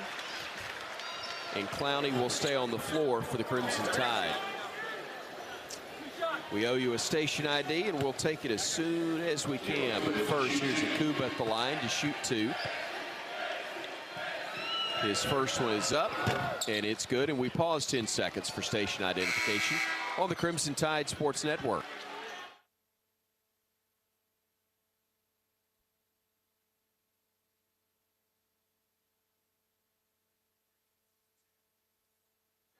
And both JQs on the floor at the same time for Alabama. I don't think we've ever seen this. Don't think so either. And that's why Nate Oates is doing it with 37 seconds left. Jaden Quinterly and Javon Quinterly on the floor for Alabama. JQ and JQ2 as they're called. Free throw was good for the Rebels. 81-62 Bama. JQ looking for little brother, I think. Pringle hands it back to JQ, who will rise, fire, and bury another bank first 3 to make it 84-62 Bama with 21 seconds to go. Little brother probably wanted the ball, but just like back in the driveway, big brother rises up and shoots it. And makes it as well. Rebels have Morrell shooting and missing a 3 with 6.7 to go. And hopefully Alabama will get one more shot off. Adam Cottrell's open. Get it to him. And Javon Quinterly looking at his brother smiling after that made 3. Yep, Nate Oates says we're not shooting anymore. Ball game will end, and Alabama wins it. 84-62 the final. Stations, we owe you one more in-game break, and we're going to take it right now. Back after this on the Crimson Tide Sports Network from Learfield. Red Diamond knows that prepping for the perfect holiday meal isn't always easy. From making sure there's an option for your cousin Steve from Chicago. I require a plant-based diet. To making sure your father-in-law's favorite is on the table. Boiled Brussels sprouts? Gross! The holidays can be hard. Thankfully, you've got fresh brewed Red Diamond iced tea. It's the perfect sip of pure perfection that always brings people together. Red Diamond. Perfect's not easy. In SEC sports, the ifs come at you every minute. What if your QB had released the ball a second earlier? What if the head coach hadn't used his last time out? What if your team goes all the way this season? If you love the tradition, if you live for the rivalry, if you can't wait each week for the absolute edge of your seat action, Regions is right there with you as the official bank of the SEC. Regions can't help you with the ifs in sports. Regions helps you embrace the infinite life. Member FDIC. Brandon Miller with it, driving right side, spinning away from trouble, left-handed pass, JQ steps into a 3. Alabama wins it by a final score of 84-62, and head coach Nate Oates kind enough to join us here post-game, courtesy of Cook's Pest Control and the Centricon system. Coach, congratulations on the win. Yeah, thanks. We played significantly better. The turnovers were down, only 7 tonight, which is a lot better. I thought we had some stretches in the second half. We didn't play hard enough on D. We got up 27. I thought kind of let our foot off the gas a little bit, particularly on the defensive end. But, all in all, this was a game that our guys could overlook. They obviously did a good job, didn't overlook them. We were helped by some poor shooting from Ole Miss. But, it's a good win. Any SEC win right now is a good win. Trying to compete for a championship, you got to take care of games like this. I know we talk a lot about Brandon Miller, and I try to avoid it when when we can, only because we do talk about him so much. But good Lord, Coach, some of the things he did, especially when you had to have it in some stretches where momentum was shifting, he was so big. I think late first half and even late in the ball game. Yeah, you know, he had to steal in the first half. He got out in the second half with 2 seconds on the shot clock. That three hit was big. They had kind of cut it to where it was getting a little too close for comfort. And, you know, I think that took it from 15 to 18 out of that timeout. And then I think we scored again to go up to 20. So, yeah, I mean, he's special. He's good. You know, I thought, you know, we did a decent job shooting the ball. You know, tonight we had better shooters than they did. You know, Ruffin obviously isn't back to full speed. You can tell he's not himself yet. You know, he didn't make shots. And, you know, and Quinterly's kind of fighting the same kind of deal he is, but I thought Quinterly played well. He's 3 of 5 from 3. Hopefully we can get him going now. You know, he played the whole, you know, what did he end up with, 16.5 minutes with no turnovers, 3 assists and 11 points. So, you know, hopefully we can get him going a little bit here. My tickets are all gone for Saturday. I'm guessing yours are too. Yeah, I got. So I was going to ask you to borrow some. I got some people coming in town. Did they win tonight against LSU? Coach, they did. Okay. They did. Yeah, they obviously got a lot of talent. It's going to be a big game Saturday. Thank you for the time, Coach. Oh, I appreciate it. Roll Tide. Roll Tide. Head coach Nate Oates with us, as that conversation is always brought to you by Cook's Pest Control and Centricon, the unbeatable combination for termite protection. Post-game begins now after Alabama wins at 84-62 on the Crimson Tide Sports Network from Learfield. Finding that missing shin guard, remembering whether it's a home or away game, getting the right kid to the right playing field on the right day. Why are simple things sometimes so complicated? Thankfully, with auto owners, insurance doesn't have to be one of them. We work with independent agents who keep insurance simple so you can worry about more important things, like not being that fan. Oh, come on, ref! That's simple human sense. Visit AutoOwners.com to find a local agent today. Convenience is the name of the game at the Holiday Inn Express and Suites Tuscaloosa University. Located on Veterans Memorial Parkway, the Holiday Inn Express and Suites Tuscaloosa University offers just the right amenities for a relaxing getaway or a productive business trip. The University of Alabama, Bryant-Denny Stadium, Coleman Coliseum, and the Bryan Conference Center are within 2 miles, making any visit to the Capstone convenient. Whatever you're visiting Tuscaloosa for, the Holiday Inn Express and Suites Tuscaloosa University is the perfect hotel destination and a proud preferred hotel partner of the Crimson Tide. Hi, I'm Tracy, an employee at BASF in Alabama. As an engineer, I enjoy working on projects that challenge me. It's rewarding to work for a winning team who values safety and its customers. At BASF, we create chemistry around the world through our people and our products. To join a winning team and a great place to work, visit basf.us/Alabama. That's basf.us/Alabama. BASF, we create chemistry. When you open a crisp, cold Bud Light, you know game day is here. You owe me $5. We mean every sound. Enjoy responsibly. 2022 Anheuser-Busch Bud Light Beer, St. Louis, Missouri. Introducing new Bud Light Seltzer Hard Soda Variety Pack. You hear that? It's seltzer with the pop of soda, all with zero sugar. Bud Light Seltzer Hard Soda, the loudest flavors ever. Enjoy responsibly. Anheuser-Busch Bud Light Seltzer Hard Soda, IRC Beers, St. Louis, Missouri.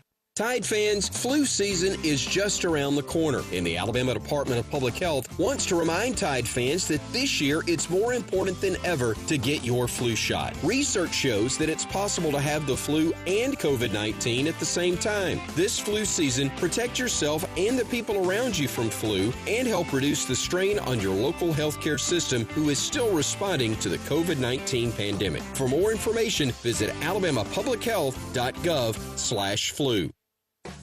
When you're planning your next visit to Tuscaloosa, explore the upscale options available at the new AC Hotel by Marriott, conveniently located in the heart of downtown Tuscaloosa. Surrounding yourself in luxury and comfort in a spacious room with complimentary Wi-Fi, a smart TV, premium toiletries, and a plush bed, while the rooftop bar and lounge provides the best place in town to wind down after cheering the Crimson Tide to victory. AC Hotel Tuscaloosa Downtown is proud to be a preferred hotel partner of the University of Alabama Athletics.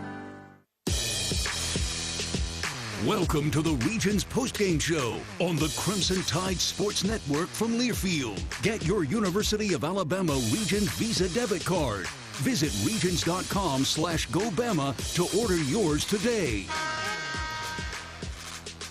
Alabama improves to 2-0 in SEC play with an 84-62 win over the Ole Miss Rebels in Tuscaloosa. This is Roger Hooper. Glad to welcome you back to Coleman Coliseum as we start the Regions postgame show. If you want the most convenient way to pay in T-Town, get the University of Alabama Regions Visa debit card. You can visit regions.com/GoBama to order yours today. Bryan, Passink, Crimson Tide were able to maintain a large lead all throughout this ball game. At one point as large as 27. What did Alabama do so well to build that large lead? Well, they just came out and took care of business against a solid Ole Miss team. But listen, this is a game Alabama should have won, and they took them out early.